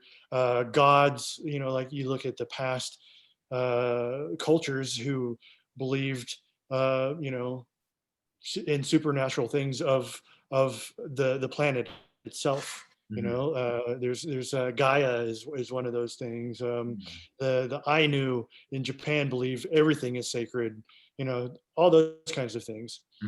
Um, in my view, one of the biggest issues, especially in the West, is we have lost touch with animism, with being in touch with what we call nature, which is just a construct in itself. But what is nature? What is natural? And what is unnatural? Yeah. I have What is good and what is bad? Anyways, so I feel like a lot of the issue that we have with spending 80 to 90% of our time indoors is we've gotten away from what we're doing to the earth, and that is the biggest disconnect to. And the goal for me is to get people to understand that, and with it, changing the way our society thinks and views those very things is what's going to change them and make them want to change recycling on a greater scale. Because until they actually see, like we said a minute ago, the effect of what they're actually doing by being a throwaway culture and buying all this shit and just throwing it away, until they see that, because they don't see that effect directly for themselves, they have to see the full picture because they're so blindsided by it. Yeah. So until they start seeing that connection to nature, as we put it, Yeah. then nothing's ever going to change. Yeah. There's no way to rebuild that like value structure or build that value structure without the component, without exposing them to that Yes, part of the puzzle. Yeah. exactly. That's the key. Yeah. I don't get how, that's like a big thing. I can't wait until, I can't be too long from now, but it's until something about sustainability is like a must class or like a must part of education. Just, Yes. and not even in terms of sustainability in the sense we're talking about, in terms of like literal like waste and like recycling but just sustainable methods of just construction of a company, of just long-term thinking, of thinking about the end of something before you start it, just of teaching that kind of thinking. I don't understand Coming at it from a creative mind. how it's not already a must. Yeah. And Yes. I can't wait till it's a thing. I agree. Totally. Yeah, other than how awesome your shit is and how just like that's the part that I think that gives me the most hope too, of what you're doing in terms of like literally buying that machine and like getting it to become part of like the facilities at your university. That's It's fine. It's coming with me. well, yeah, that's something that to me, that's like a trailblazing thing. I feel like in the next like 20 years, most art departments at all schools will have a system like that, so people can like, that'll be a field of art, is like, I don't know if you call it sustainable art, but like where you're recycling and reusing things and creating materials out of old materials. So it's cool to me. That really is a trailblazing thing that you're even like in the art community, that you'd be able to help initiate that throughout colleges everywhere, just as like studying, like teaching people how to study different materials and how to play with them and how to figure them out, how to literally create that, like that department looks different than another one. Like someone knows how to set up a wood shop somewhere, like all the tools that are needed, all the like the space, the way things should be, the things they need to learn, like the progression of it. And you'll know that for all of this and be able to help set that up. Like thinking about, I plan to do that for myself, actually. That's part of the business that I want to create. I feel like Yeah. just like your values super aligned with that. And that is just, hand in hand with just being an artist later on. The fact that you be part of that process is amazing, because I think that's something that fully needs to be there. I mean, and it even extends out of art, like having those machines, like literally just the value of having those machines in all these college or all these like learning environments. It helps for art, it can help for engineering, it helps for all these, that needs to be there. Like that's just so badass to me that you bought that machine and had it installed there. Hell yeah. Thank you. That's awesome. Yeah. I plan on going further and creating the plastic machines that I told you about from Precious Plastics. I want to talk with some engineers and see how we can make it even more efficient and better. Because that was actually one of the assignments in the engineering department here last year, to where they had to take that platform from that website, and then how could they make it better, and then they had to build it. So it took like a whole year. That's I haven't gotten to see the end results, but that's for the grad students.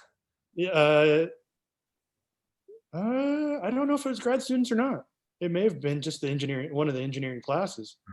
That's I awesome. don't remember, but that is something I want to go, and then I want to take all of this to a higher level, and eventually I want to start producing these types of machines at a smaller scale, so then the everyday person could then get their hands Yeah, on you're it. right. That's a huge thing. I like that entrepreneurial mindset too. Like Yes, that's like, sir.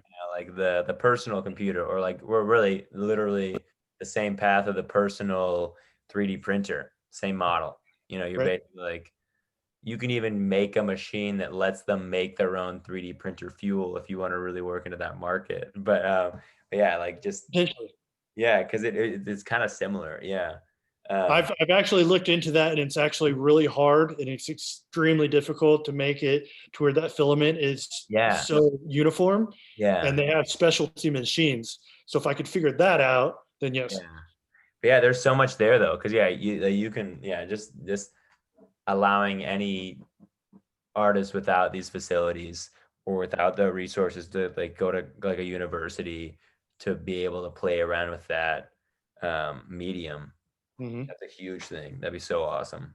Exactly, because then it can push things a lot further and get that research going that isn't happening in I don't know if there's any universities Mhm. that have research going on with the use of plastics from a creative side of things. They might be doing stuff within like the chemistry or those kinds of areas, trying to figure out how to attack this problem, but I don't see them using them in other ways like I am. Like how do you create something with that material in a new way?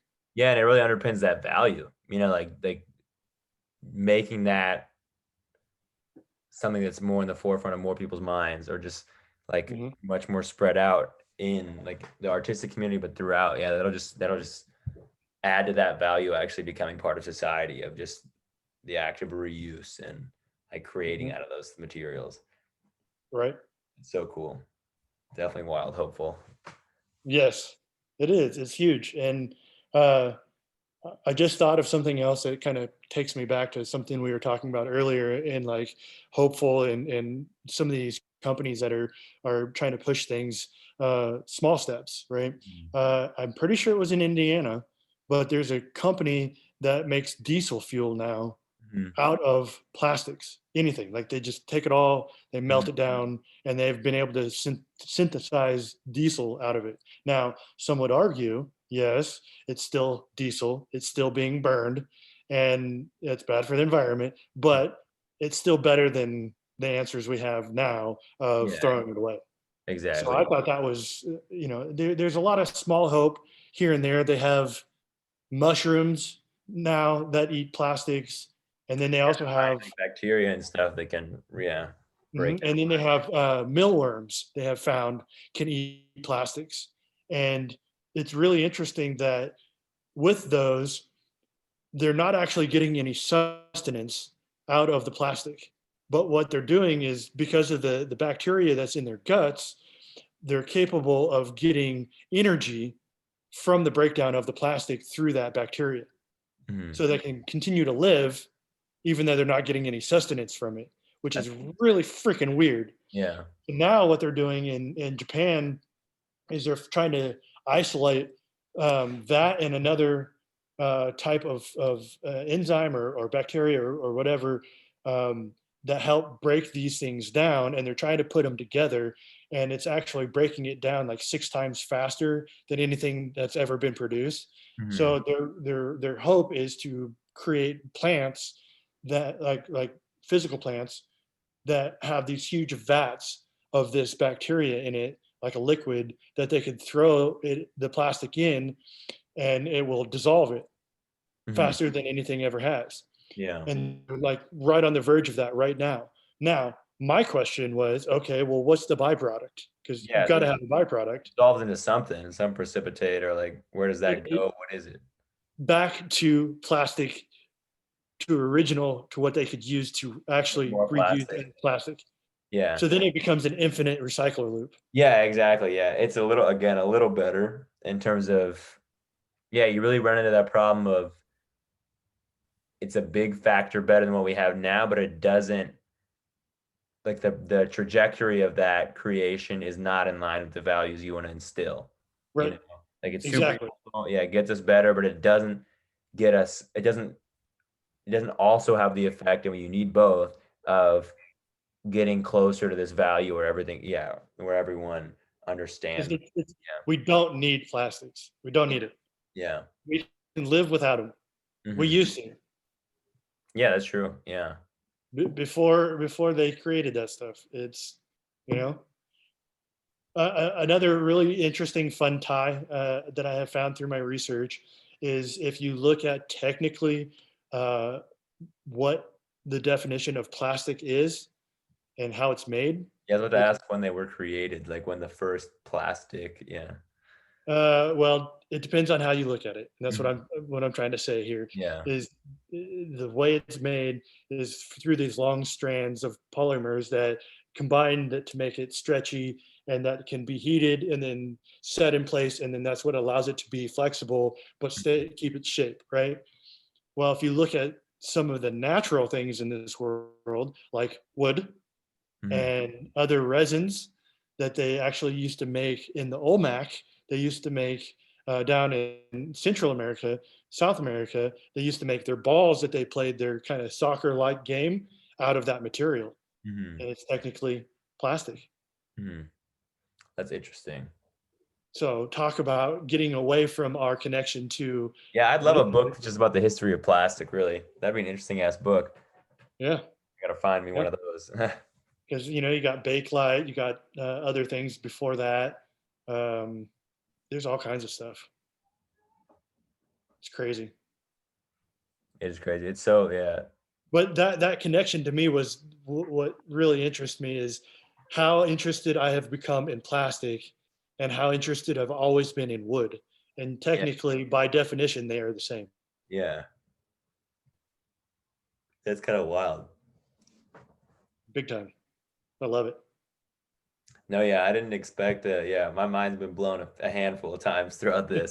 There's like there's like, damn, I want to spend so much time thinking about this new thing that I didn't think about before. When you have Good. those moments, you're like, I just want to sit there for hours thinking about that topic. And I have a, Welcome to the last 2.5 years of my life in yeah, graduate. exactly. I have a bunch more of those topics now. And I know that each one of them will feed into like 100 other ones. Yep. Yeah, I Yep. love those topics. It's huge. It's a huge topic. So Mhm. I'm excited to see where this heads, because there's so many different ways I can go with it and so many things I want to make. And uh, No, there's endless stuff. Yeah. I think the first question I'm going to have to ask myself when I get out of here is why I'm going to make a certain thing, and is it worth me making? Yeah. So there's going to be a juxtaposition of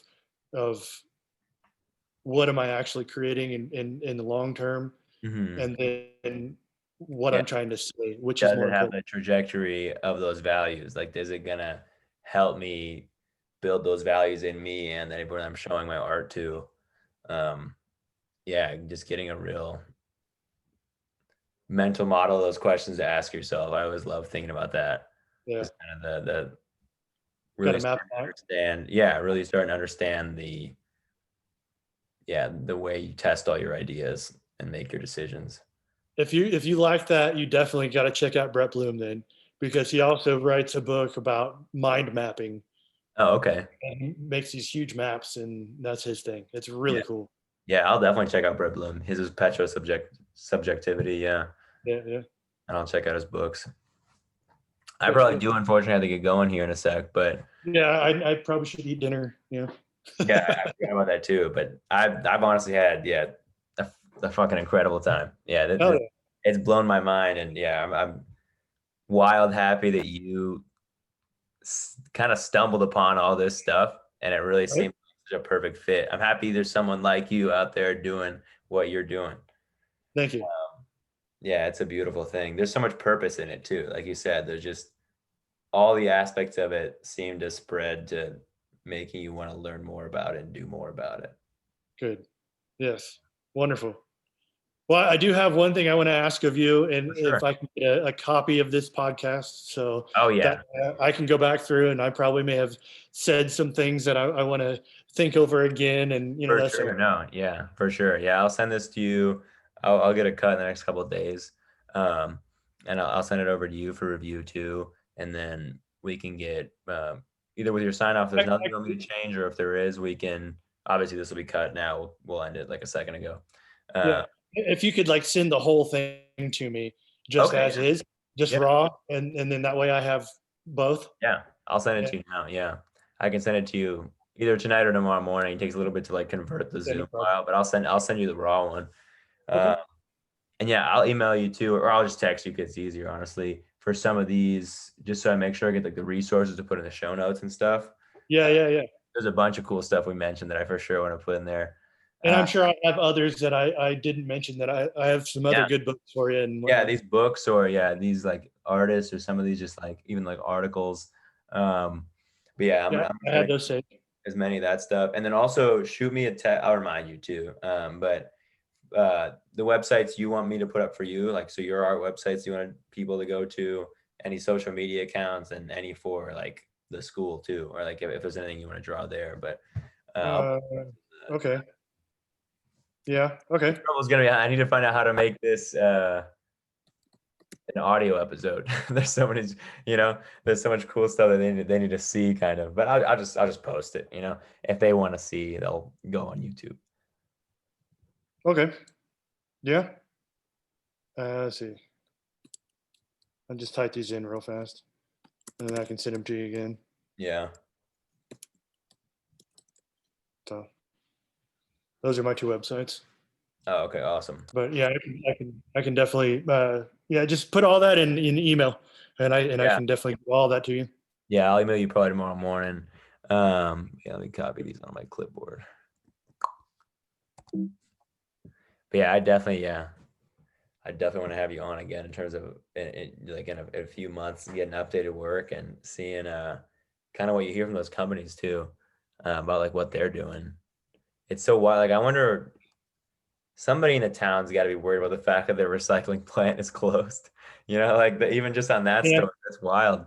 I never, yeah, There's the guy that I'm getting my styrofoam now has a real small business called Good Earth Mhm. Recycling, and his name's Nick, real nice guy.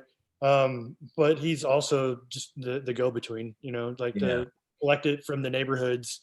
They put it out in trash bags, and he goes and they go around and they pick them up.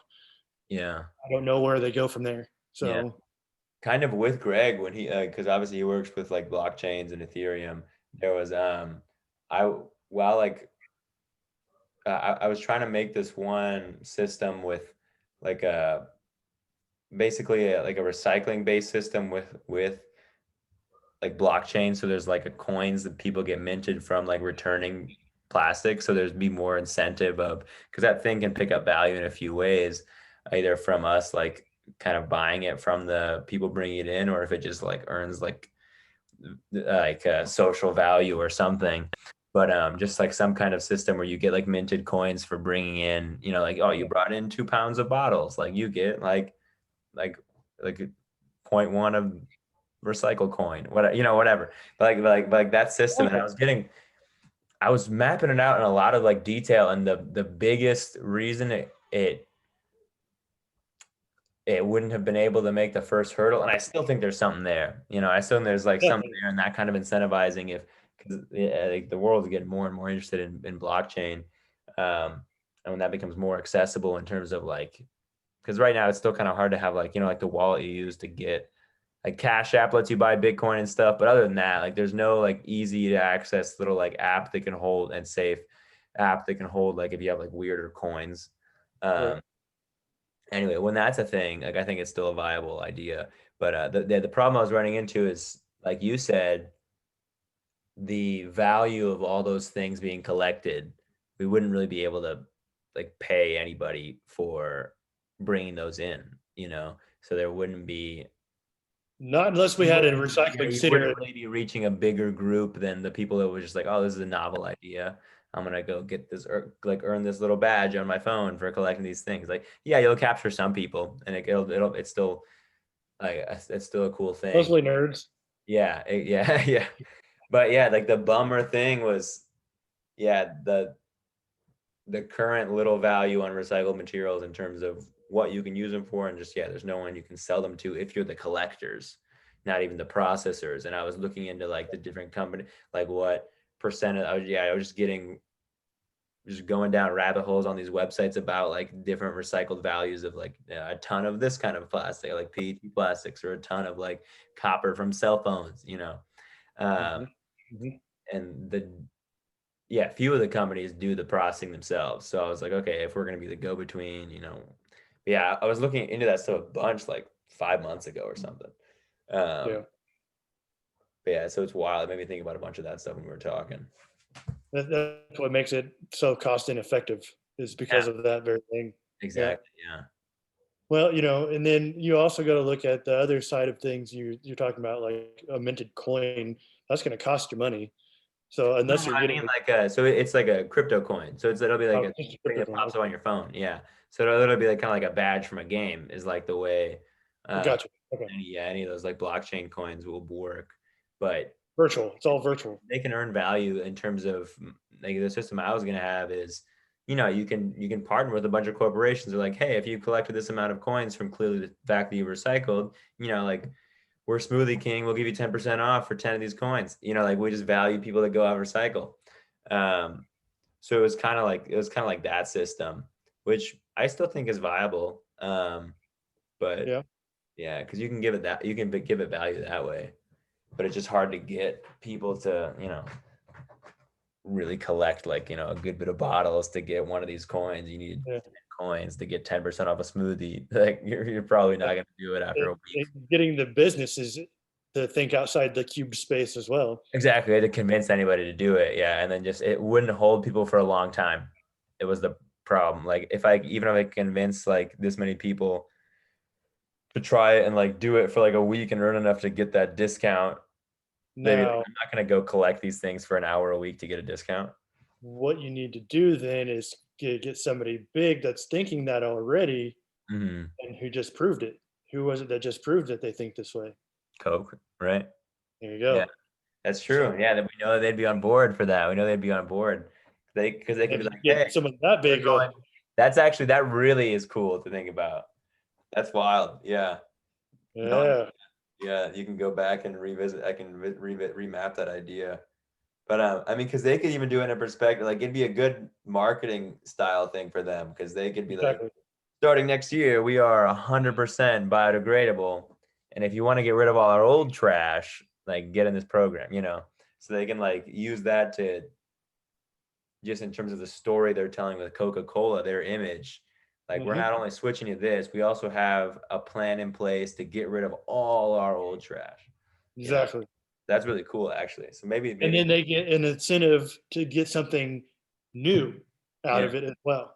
Yeah. So they're doing double duty at the same time. They're helping to get rid of old trash, but then they're also getting a new product at the same time. So they're getting a lot out of what doing the going through the effort to do it. Yeah, exactly. Yeah, maybe that idea is definitely worth revisiting. I think it I think it is. definitely is in the coming years. Yeah, I think Yep. that's just like the time for that will come. I don't think it was a bad idea. Mhm. Yeah, I'm definitely gonna keep thinking about that. That's good. Yeah, and then we have, if Biden does 100% win this thing, Mm-hmm. he's supposedly, wanting to be more for the environment. So that could change a lot of things too, pretty That's quickly. true. Yeah, we don't know where things are headed. Hopefully in a good direction. I hope so. That's Yeah, all I can hope for. exactly. Yeah, I definitely have a lot of hope. I definitely believe in just even how much one person can do when they're putting their mind to it, like either of us or anybody out there. There's Right. definitely amazing people out there Yep. Big time. for sure. So, hell yeah. But yeah, it's freaking awesome meeting you, Rick. I'm super glad Greg randomly hit me up. Hell Uh, yeah. but yeah, I would definitely love to talk again. And Okay. I'll send you some of the things I mentioned. I'm definitely going to send you pictures of those proteins because I think it'll make you think of something. Uh, Okay. and yeah, I'll email you about this. I'll email you the full clip of it. Oh yeah, I'll keep texting you for sure. I'm glad. Yeah, Definitely. glad it's an easy network. Definitely. Hell yeah. But yeah, It's, the network will grow. yeah, exactly. Yeah, exactly. It's still blowing my mind, honestly. Yeah. Yeah. Like Jeremy, remind me, I want to get you hooked up with Jeremy. So Oh yeah. could, Yeah, you could blog with him. for That sure. would be, Sure, I you will. would really love to talk to him because he Yeah. does it too. He blogs too. Oh, okay. Awesome. Awesome. Yeah. Yeah. I have it. I think I have him written down. Yeah. I'll try to include all this stuff, but yeah, I'll email you in the morning and I'll include the file for this. Um, what else? Do you have Facebook? I'll add you now. Yeah. Because I can definitely, I can Do you hook have you an up with Instagram that him you through post some there of the work too? really easily. But I Yeah, think I have him on do you have Instagram an too. Instagram? Yeah.